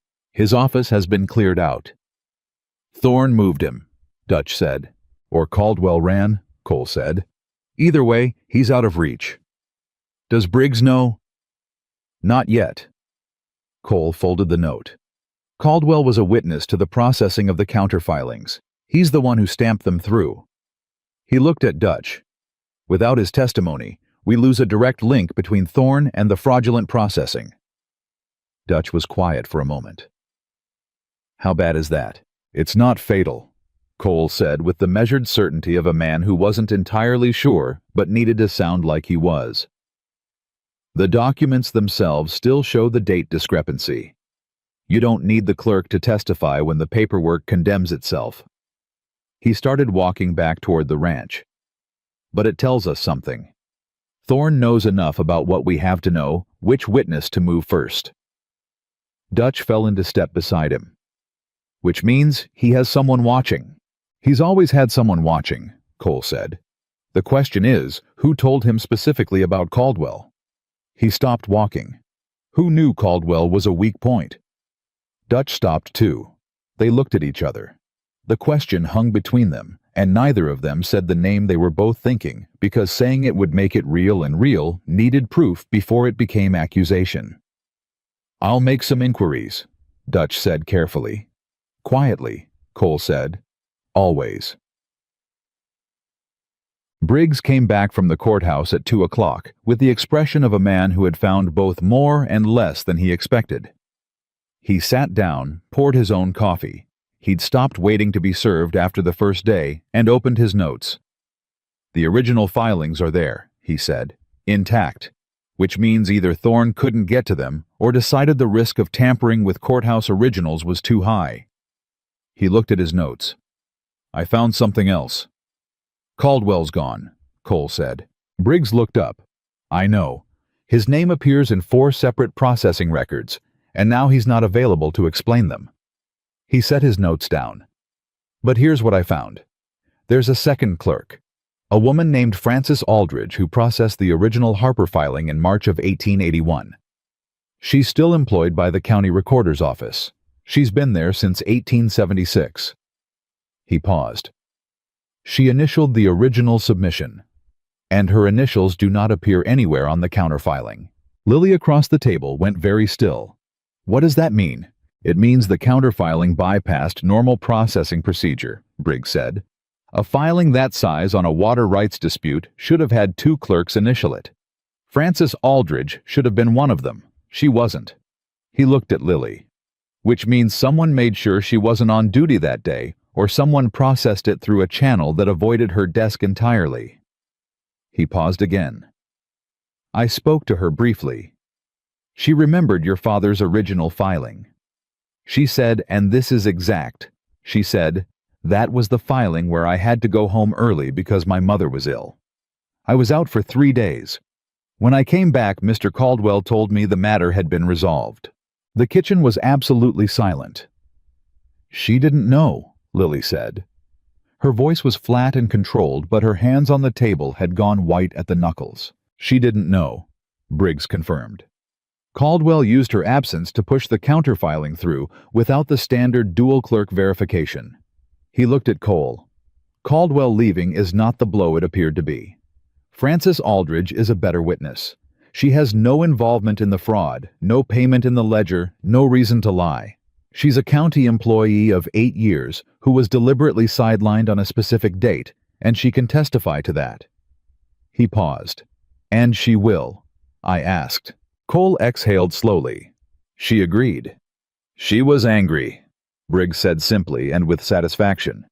She's been processing county records with integrity for 8 years, and she does not enjoy learning that her absence was engineered to facilitate fraud.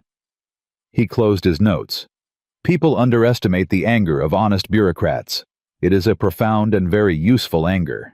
Lily pressed both hands flat on the table and took a breath. So we have the documents, the date discrepancy, the Marsh ledger, Marsh's testimony, and Frances Aldridge. And we're missing Caldwell, Cole said. We're missing Caldwell, Briggs agreed. But Caldwell running is itself evidence of consciousness of guilt. A man who did nothing wrong doesn't pack his family and leave on 48 hours' notice. He looked at his briefcase. I need to file a formal complaint with the Territorial Attorney General's office. What we have is beyond what a civil suit can adequately address. This needs to go criminal. He looked at both of them. Once I file, everything accelerates. Thorne will know within days, if not hours. His lawyers will be in motion before the ink dries. Whatever he's been planning quietly, he'll start executing loudly. How long before the Attorney General responds? Cole asked. A week if we're lucky. 2 if we're not. Briggs paused. In that window, Thorne will try to discredit everything we have. He'll start with the witnesses. Marsh first, he'll try to establish that Marsh is a disgruntled former associate with a personal grudge. Then Miss Harper, he'll try to establish that she's a grieving daughter with an obsession and no legal standing. He looked at Lily directly. He will be thorough, and he will be personal, and he will try to make you look unstable. Let him try, she said. It will be unpleasant, Briggs said, not as a warning, as information delivered without softening. 2 years of grain store wages was unpleasant, she said. I managed. Briggs nodded once. Decision confirmed. He stood reaching for his coat. I'm going to find Marsh. I need his testimony in a signed affidavit before Thorne gets to him. He looked at Cole. Keep her here. Keep the documents here. Understood. Briggs left. The door closed, and the ranch was quiet except for the ordinary sounds of a working property horses, whine the distant sound of Dutch somewhere doing something practical. Cole looked at Lily. She was looking at the place on the table where the documents had been.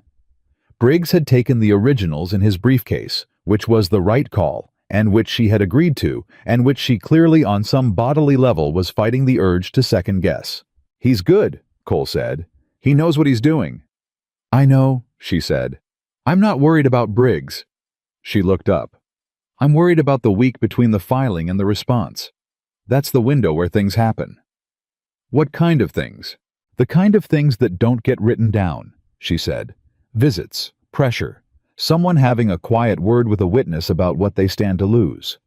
She paused. Marsh is 64, and he spent 22 years building a life in this territory.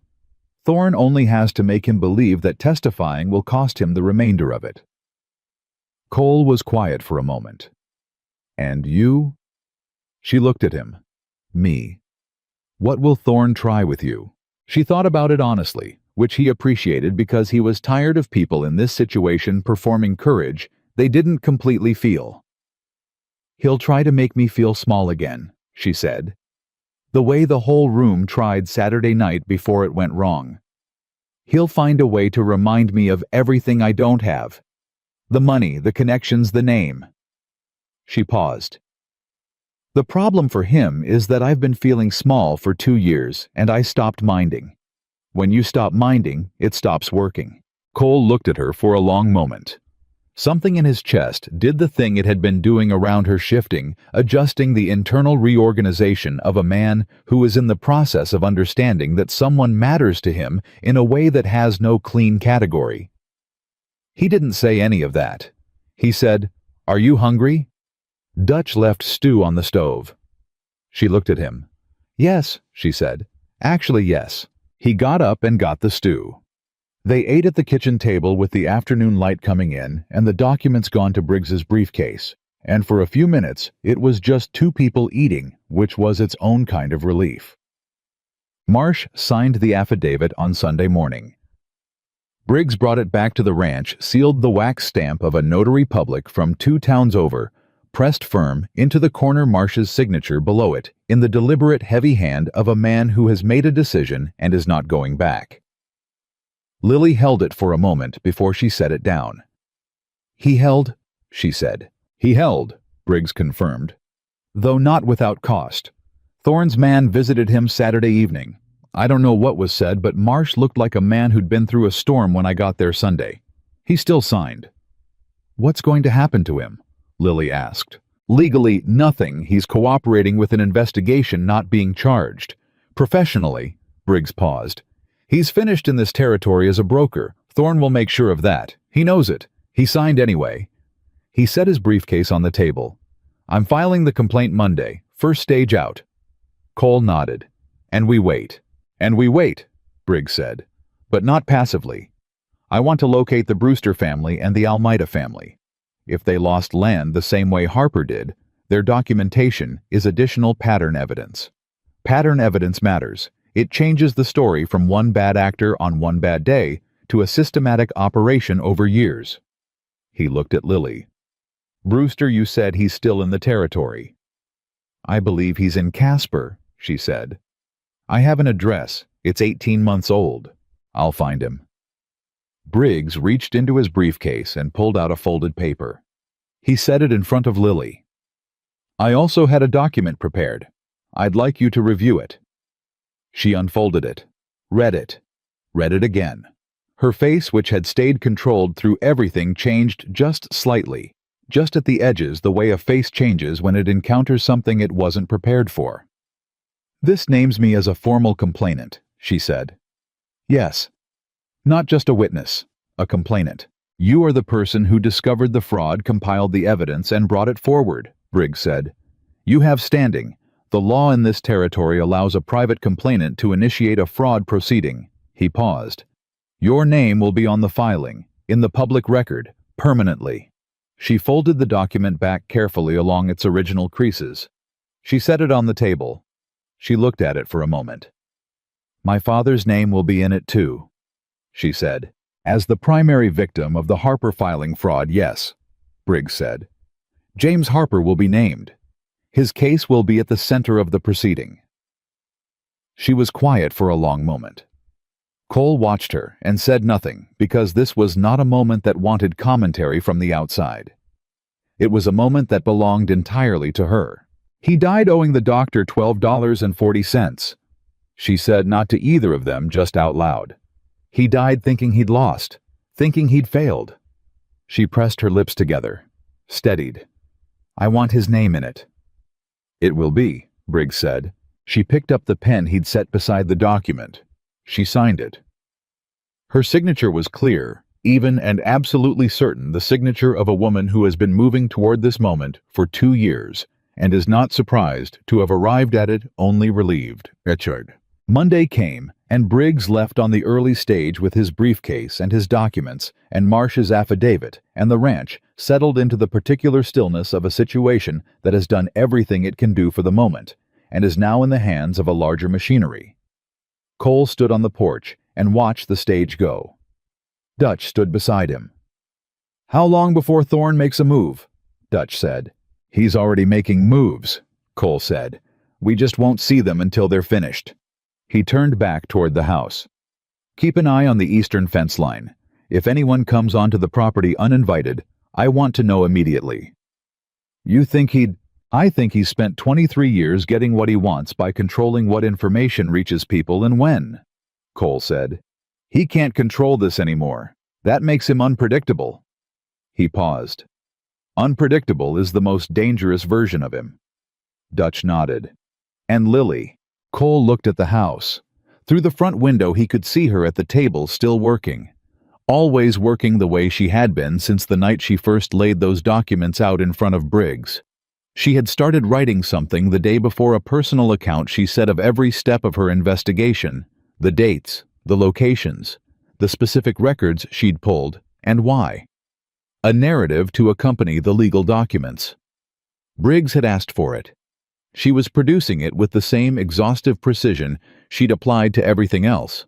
She's not someone who needs protecting, Cole said, still looking at her through the window. She needs people to stop standing in front of her. Dutch considered that. And you stopping in front of her? Cole was quiet for a moment. Trying not to, he said. Trying to stand beside her instead. He paused. It's a different thing. Dutch looked at him sideways. Is it working? Ask me in a week, Cole said, and went inside. The telegram arrived Thursday. Cole was in the barn when Dutch brought it, and the speed at which Dutch was walking told him everything before he read it. He took it and read it standing up. It was not from Briggs. It was from a name he didn't recognize, a man in Cheyenne, a clerk of some kind who gave no explanation for how he had Cole's name or why he was writing only 2 sentences. The filing was received Monday. An inquiry has been opened by the Territorial Attorney General's office. You should know that Senator Payne was in this office Wednesday. Cole read it twice. Folded it. Payne was in Cheyenne. Payne, whose name was in the ledger, whose name was on a payment record dated 1882, was in the Territorial Attorney General's office 2 days after Briggs's complaint was filed. He walked to the house. Lily was at the table. He set the telegram in front of her without a word. She read it. Her face went very still. "He's trying to get ahead of it," she said. "Before the investigation formally names him, he wants to be the one who walked in voluntarily. He wants to look cooperative instead of implicated." "Can he do that?" Cole said. "Can he walk in and change the shape of this?" Lily looked at the telegram. "He can try," she said. "If he gives them something bigger than himself, if he names Thorne, confirms the payments, positions himself as a witness rather than a defendant." She stopped. "He could negotiate his way out of the worst of it." Cole looked at her. Would that be the worst thing if Payne turns on Thorne? She thought about it. Really thought about it, not just the immediate gut reaction. "No," she said finally. "If Payne testifies against Thorne, it's actually stronger for us. A senator confirming what the ledger says, that's not something Thorne can dismiss or explain away." She paused. "But it means Thorne is about to find out the full extent of what's against him, and he'll know the window for quiet solutions is closed." "Then we're past the point of this staying manageable for him," Cole said. "Yes," she said. "We are." Cole sat down across from her. "He's going to come at us directly now. Not through lawyers, not through whispers. Directly." She met his eyes. "I know." "Are you ready for that?" She looked at him steadily, and what was in her face was not fearlessness. It was something more durable than fearlessness. Something that had been forged over 2 years of being alone and dismissed and underestimated, and still showing up every Tuesday and Thursday to copy land records by hand in a courthouse records room. "I've been ready since the night I found that forged signature," she said. "I was just waiting for the rest of the pieces." Cole held her gaze. And then he said quietly and with complete certainty the thing that had been true since the night he watched her take a room full of powerful people apart, with nothing but truth and 2 years of homework. He chose wrong when he chose you. He thought you were the weakest thing in that room. Lily looked at him. Something moved in her expression, brief and real, and entirely unguarded. "He thought a lot of things," she said. "He was wrong about most of them." Outside, the Wyoming afternoon ran long and gold across the land, and somewhere in Cheyenne, a senator was negotiating the price of his conscience, and somewhere closer, Marcus Thorne was learning that the ground beneath his 23 years had cracked, and it had cracked from underneath, and the crack had started with a girl in a borrowed blue dress who showed up to his banquet and did not perform the role she'd been paid to perform. The documents were in Briggs's briefcase. The affidavit was filed. The Attorney General's office had opened an inquiry. And James Harper's daughter was sitting at a kitchen table in Cole Bennett's ranch house, working. Still working, because that was what she did when there was something left to do. There was still something left to do. The letter from Thorne arrived Friday morning. Not through a lawyer, not through a messenger. It came in a plain envelope with Cole's name on the front in handwriting that was not Thorne's, someone he'd hired to write it, which was itself a statement about how carefully Thorne was managing his paper trail now. Cole opened it at the kitchen table with Lily sitting across from him and Dutch standing by the stove, and he read it out loud because there were no secrets left in this house worth keeping. The letter was 3 paragraphs. The first expressed regret that the evening at Thorne Manor had become unpleasant. The second offered again the water rights purchase, this time at double the previous figure, which was a number that would have made Cole's breath catch 6 months ago. The third paragraph was the one that mattered. It said in the careful, lawyered language of a man who knew every word might eventually be read by a judge. "I would encourage Mr. Bennett to consider the full implications of pursuing adversarial proceedings, particularly given that certain parties involved in this matter may not be who they represent themselves to be, and that documentation obtained through irregular means may not withstand the scrutiny of proper legal examination. Cole set it down. Certain parties, Dutch said. That's me, Lily said. She said it without heat, without surprise. He's going to argue the documents were obtained illegally, that I stole them or fabricated them or both. She looked at Cole. He's been preparing this since Saturday night. This letter is him telling us he's ready. Are the documents clean? Cole said. Every one of them the way you obtained them. Every courthouse record was pulled through the public access process, she said. I signed the access log every single time. My name is on 18 separate request forms over 22 months. She paused. The Marsh ledger was given to me voluntarily by its owner. I have a witness to that transfer. Ruth Connolly was present when he handed it to me. Cole looked at her. You made sure of that. I made sure of everything, she said quietly. I knew that eventually someone would question how I got what I have. I made it impossible to challenge. She looked at the letter. He doesn't know that yet. He thinks I'm an amateur who stumbled into documents she barely understands. Then let him keep thinking it, Dutch said. Cole folded the letter. I'm sending a response through Briggs. No direct communication with Thorne from this point forward. He looked at Lily. Agreed. Agreed, she said. She reached for the letter and held it a moment, looking at the third paragraph, the way you look at something that was meant to frighten you and failed. Then she set it down and went back to work. Briggs's telegram arrived the same afternoon, and it hit the kitchen like a stone through glass. Payne testified Wednesday. Full cooperation. Named Thorne as architect of filing scheme beginning 1877. Confirmed 6 payments from Thorne Land Management to county officials over 7 years. A G office has issued formal subpoena for Thorne's business records. Hearing scheduled in 3 weeks. Prepare to travel to Cheyenne. Dutch read it over Cole's shoulder and let out a long, slow breath. Lily read it twice, put it face down on the table, and pressed both hands flat against the wood. Her eyes were closed for exactly 4 seconds. Then she opened them. Payne gave them everything, she said. Everything he knew, Cole said. Which is enough. She looked up. Thorne's business records. If the subpoena holds and they actually pull his files. She stopped.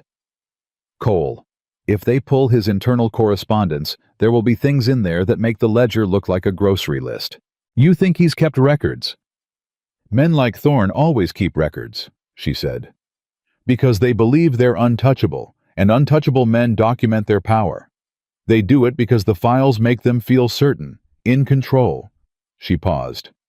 He never imagined anyone would ever subpoena them. Dutch looked at Cole. 3 weeks to Cheyenne. We'll need to leave in 2, Cole said. He looked at Lily. You'll testify. Yes, she said, without hesitation, without performance. Just the plain, quiet certainty of someone who has been walking toward a moment for a long time and has stopped being afraid of arriving at it. It will be a formal hearing, Cole said. Thorne will have lawyers present. They'll cross-examine you. I know. They'll try to make you look obsessive, unstable, a grieving daughter who spent 2 years manufacturing a case that doesn't exist. I know that too. She looked at him steadily. Let them try. Every document I have is real. Every date I cited is accurate. Every signature I identified as forged is forged, and a handwriting expert Briggs retained in Denver has already confirmed it in writing. She paused. I'm not afraid of cross-examination. I'm afraid of losing because someone in that room has already been bought.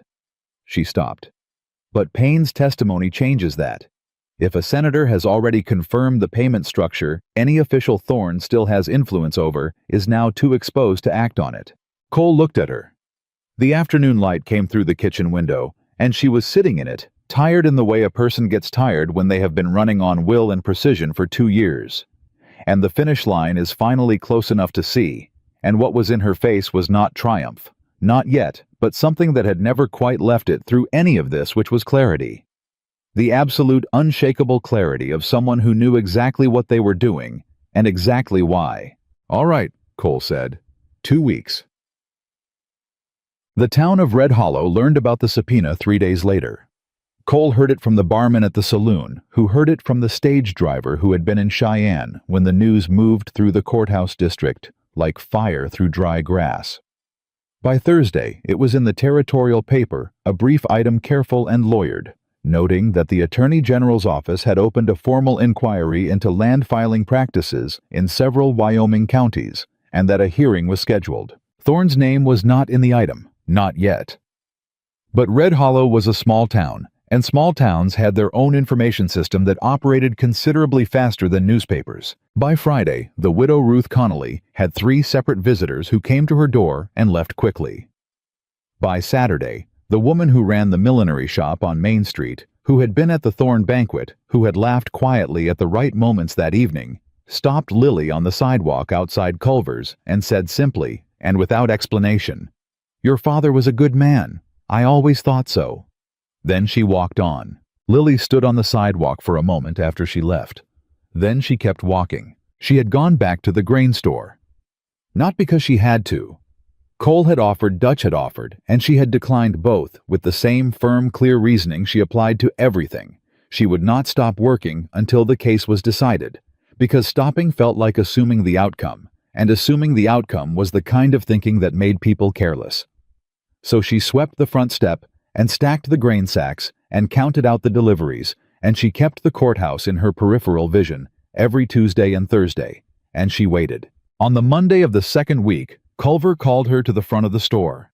He was standing behind his counter with the ledger open in front of him, the way he always stood, and he looked at her with the expression of a man who was aware he was in the middle of something larger than his store and was not comfortable there. "I've heard things," he said. "What kind of things?" she said. "About you. About what you've been doing." He shifted his weight. "About what you found." She waited. "I want you to know," he said, and then he stopped and started again. "I want you to know that if anyone asks, I'll say you've been a reliable worker, that I've never had cause to question your character." He looked down at his ledger. "I thought you should know that." It was the most Culver had ever said to her that wasn't a work instruction. She looked at him for a moment. "Thank you, Mr. Culver," she said. "That's all," he said, and went back to his ledger. She went back to the grain sacks. But something had loosened in her chest, something small, almost nothing but real. The town was turning the way towns turn when the thing everyone knew and nobody said finally gets said out loud, and the collective pretense that it was complicated becomes impossible to maintain.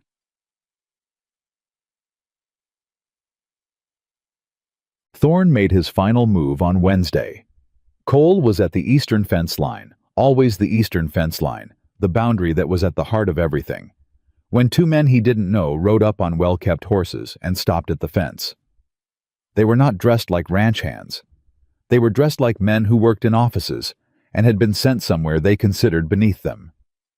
"Mr. Bennett," the taller one said, "we represent Thorne Land Management." "I have a lawyer," Cole said. "You can talk to him." Mr. Thorne would prefer a direct conversation. "Mr. Thorne can prefer what he likes," Cole said. "Talk to Briggs." The taller man reached into his coat and produced an envelope. "This is a revised offer, significantly revised. Mr. Thorne asks only that you review it before the Cheyenne hearing." Cole looked at the envelope, did not take it. "How significantly revised?" "Triple the previous figure," the man said. "For the water rights and your agreement to withdraw as a supporting party in the Attorney General's proceeding." The number the man named was enough to run his ranch for 4 years without income from cattle. It was enough to rebuild the eastern pasture, replace 2 aging wells, hire 3 more men. It was, by any material calculation, a life-changing sum. Cole looked at the envelope for a long moment. The 2 men waited with the practiced patience of people who believed money was the final argument in every negotiation, because in their experience, it always had been. "No," Cole said. The taller man blinked. "Mr. Bennett, I don't think you've—" "I heard the number," Cole said. "No." "Perhaps if you take some time to—" "I said no." Cole's voice was not raised. It was the flat, finished kind of no that left no room for perhaps or let me explain or have you considered. It was the no of a man who had already done his considering and was done with it.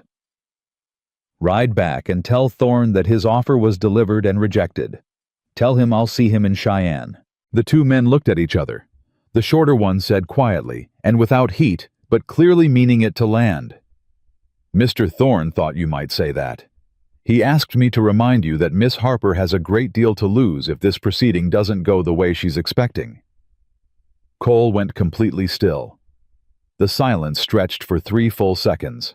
When he spoke, his voice was quiet and absolutely level, the way very still water is absolutely level right before something breaks its surface.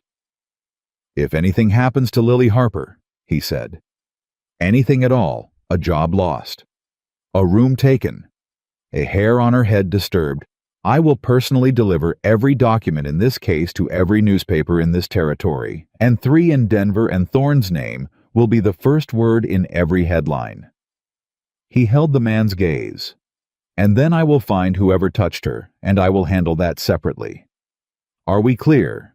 The shorter man's easy expression had gone somewhere else. He said nothing. Ride back, Cole said. They rode back. Cole stood at the fence line for a moment after they were gone, breathing through what had just moved through him. Not fear, not anger in its ordinary form, but the specific clarifying fury of someone who has just been shown the full ugliness of what they're fighting and needed to see it to know they were right to fight it. He turned and walked back toward the ranch. He told Lily that evening. All of it, the number, the condition, the threat. She listened without interrupting. When he finished, she was quiet for a moment. That's a lot of money, she said. Yes, he said. You said no. Yes. She looked at him. Why didn't you take it? He looked back at her with a slight expression of surprise, like the question had come from a direction he hadn't expected. You know why, he said. I want to hear you say it, she said. Not testing him, just wanting it said out loud the way some things need to be said out loud to be real. Cole was quiet for a moment. Then, because it was wrong from the beginning. Thorne took your father's land. He took his water rights. He forged his name on a document that let him die thinking he'd failed. He's taken land from 6 families that we know about. He's paid officials who were supposed to protect people to betray them instead. He paused. And he thought he could fix all of that with a number. He thought everything had a number. Cole held her gaze. Some things don't have a number. Lily looked at him for a long moment. The kitchen was quiet. Dutch had gone to bed an hour ago, and the ranch was settling into night the way a working property does, gradually sound by sound, until the only things left were the fire in the stove and 2 people at a table and the space between them that had been getting smaller for 2 weeks without either of them naming it. Cole, she said. Yes, after Cheyenne, after this is finished. She stopped, organized herself.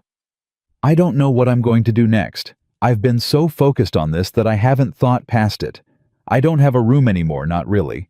I have a grain store job and an attic I'm not sleeping in. She looked down at her hands on the table. I'm not asking anything. I just want you to know that I'm aware I've been living in your house for 2 weeks and eating your food and... Lily, he said. She stopped. Stop apologizing for taking up space, he said. You've earned every inch of it. She looked up. He was watching her with the direct, steady attention she'd noticed the very first night. The attention that didn't look away, didn't categorize, didn't decide what it was seeing before it had finished looking. Besides, he said, I was thinking about the eastern boundary. She blinked. What about it? The water rights, if the proceeding goes the way Briggs thinks, the original Harper filing will be reinstated, which means the Callaway tributary rights your father filed are still legally his, and since you're his only heir, they become yours. He paused. That land your father originally held, 80 acres on the southern edge bordering my eastern pasture. I've been running fence along it for 3 years like it was mine, but it isn't. It's yours. Lily stared at him. That land was absorbed into Thorne's holdings when... When the fraudulent counterfiling stood, Cole said. If the counterfiling is voided and Briggs believes it will be the original ownership reverts to James Harper's estate, to you. He held her gaze. 80 acres with water access. It's not a fortune, but it's land. Real land. Your father's land. The thing that moved across Lily's face in that moment was not something she could have controlled if she'd tried, and she didn't try. It was the specific breaking open expression of someone receiving something they stopped letting themselves want so long ago that being offered it again feels like being asked to breathe underwater, terrifying and necessary and overwhelming all at once. She pressed one hand over her mouth, breathed through her nose, got herself back. That's not certain yet, she said when she could speak. No, he said, but it's likely. And I wanted you to know it was coming before you started making plans that didn't include it. She looked at him. Why? He held her gaze and said it simply without decoration. Because you've been planning around what you don't have for 2 years. I'd like you to try planning around what you do have for a change. Lily looked at him for a long moment, and what was between them in that quiet kitchen was not declared and not performed, but entirely real. The kind of thing that builds between people who have been through something true together. Something that stripped every pretense away and left only what they actually were underneath. All right, she said very quietly. All right, he said. Aman. They left for Cheyenne on a Tuesday. Cole, Lily, Dutch, and Marsh, who came on his own horse with his jaw set and his hat pulled low, and the expression of a man who had made peace with a hard decision and was no longer reviewing it. Frances Aldridge traveled separately. Briggs had arranged her passage, and she was already in Cheyenne when they arrived, sitting in Briggs's rented office with a cup of tea and the meticulous composure of a county clerk who had spent 8 years doing things correctly and was prepared to explain in precise detail the single occasion on which the process had been subverted around her. The hearing was held in a formal room in the territorial courthouse in front of 3 members of the Attorney General's investigative panel. Thorne arrived with 4 lawyers and a composure that was, Cole had to admit, impressive. The composure of a man who had survived enough to believe he would survive this. Lily sat at the complainant's table beside Briggs and did not look at Thorne. She looked at the panel, and her back was straight, and her hands were folded on the table in front of her, and she was ready. Briggs presented the case in the methodical, devastating sequence he had organized over the past 2 weeks. The original filing. The impossible date on the counterfiling. The dual clerk procedure that had been deliberately bypassed using Frances Aldridge's unplanned absence. The Marsh ledger. Payne's prior testimony entered into the record. The handwriting expert's written confirmation of the forged withdrawal. Each piece landed cleanly. Each piece connected to the next with the terrible logic of a thing that is simply true, not argued into truth, not constructed into it, just laid out flat in the light where everyone could see it. Thorne's lawyers objected 17 times. The panel sustained 4 of those objections, which was a fair record for lawyers doing their jobs, and a worse one than Thorne needed. Then Lily testified. She was on the stand for 2 hours and 40 minutes. Thorne's lead attorney, a compact, precise man from Denver named Hargrove, who had the practiced aggression of someone very good at his work, came at her from every angle he had. The circumstances of her employment. The irregular hours she'd spent in the courthouse. The fact that she had attended the Thorne banquet under, as he put it, unusual arrangements. The possibility that her grief over her father's death had caused her to interpret coincidental record-keeping discrepancies as intentional fraud. She answered every question. She answered them without hesitation and without anger, with the specific, unhurried precision of someone who had been preparing for exactly this conversation for 2 years. When Hargrove suggested the date discrepancy was a clerical error, she explained in exact technical detail why a 14-day discrepancy in that direction was not possible through any clerical mechanism. When he suggested the ledger was fabricated, she directed the panel to the independent authentication Briggs had obtained from a document examiner in Denver. When he suggested she had a personal vendetta that compromised her objectivity, she looked at him with perfect calm and said, "My objectivity is demonstrated by the records, Mr. Hargrove. My father's name on a forged withdrawal is not a conclusion I reached because I was angry. It is a conclusion I reached because the handwriting does not match any other document he signed in his lifetime, and because a professional expert has confirmed it. You're welcome to dispute the expert's methodology.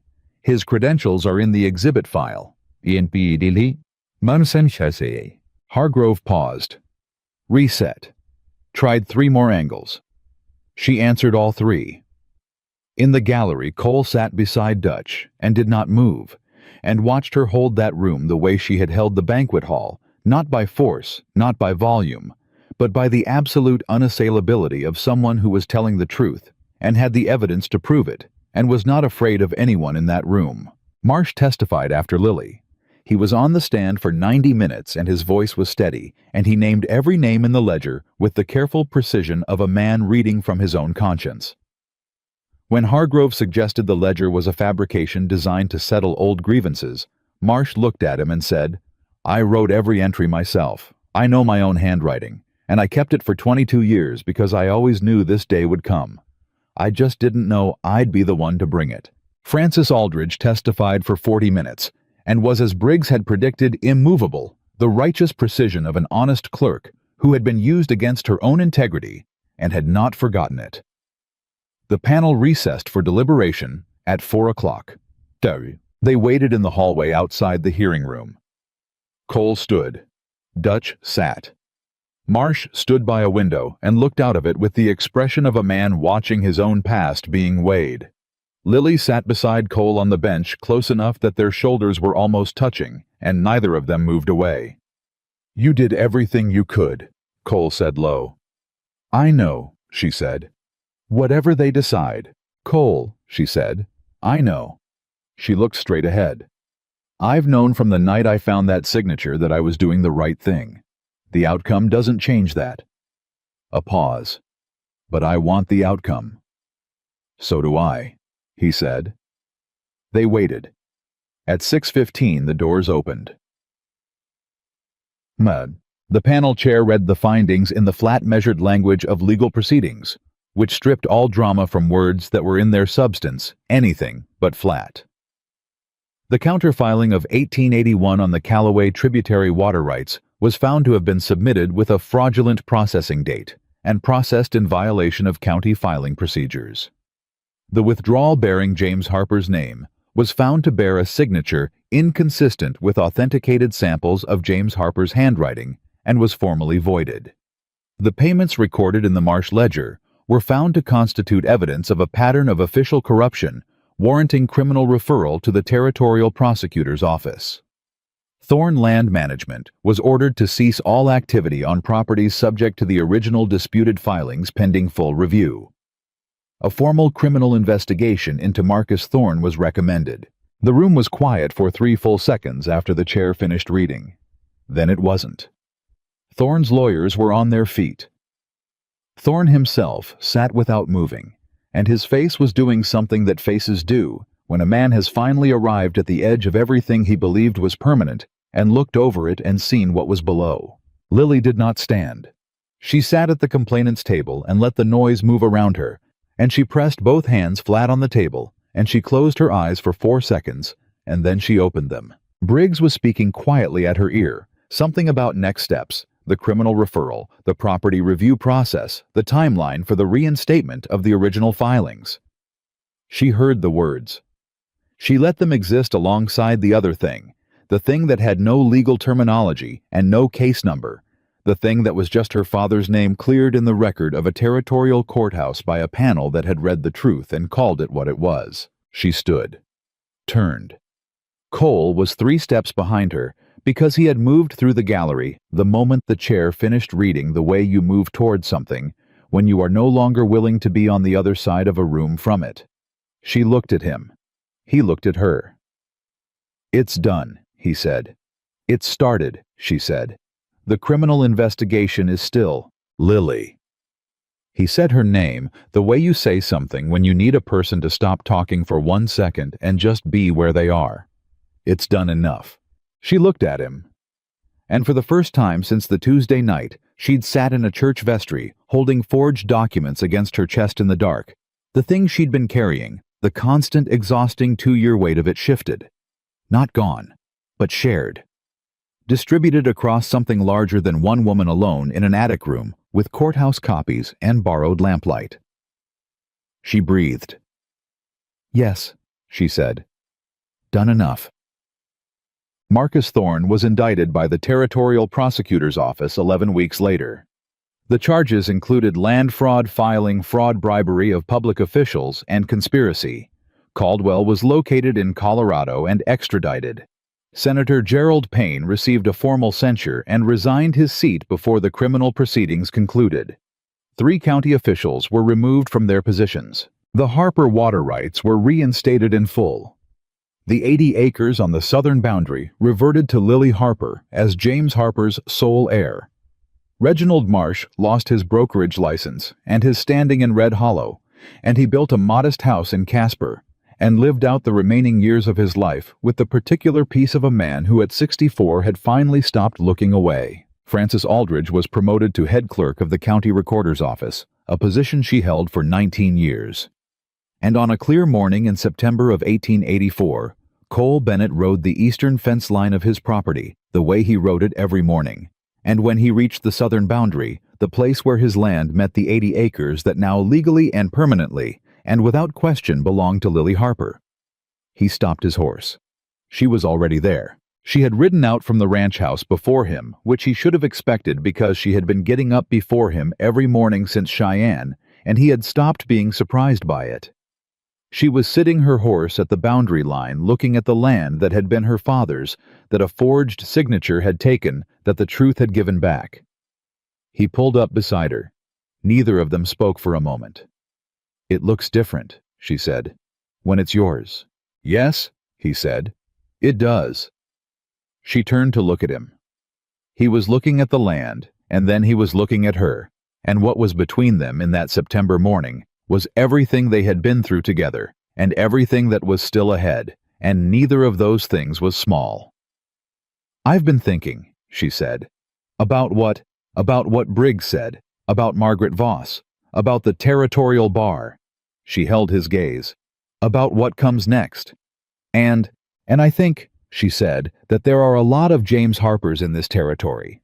People who lost things they shouldn't have lost, who couldn't fight back because they didn't know how, because the paperwork was too complicated and the lawyers were too expensive, and the system was designed by the people who benefited from it staying complicated."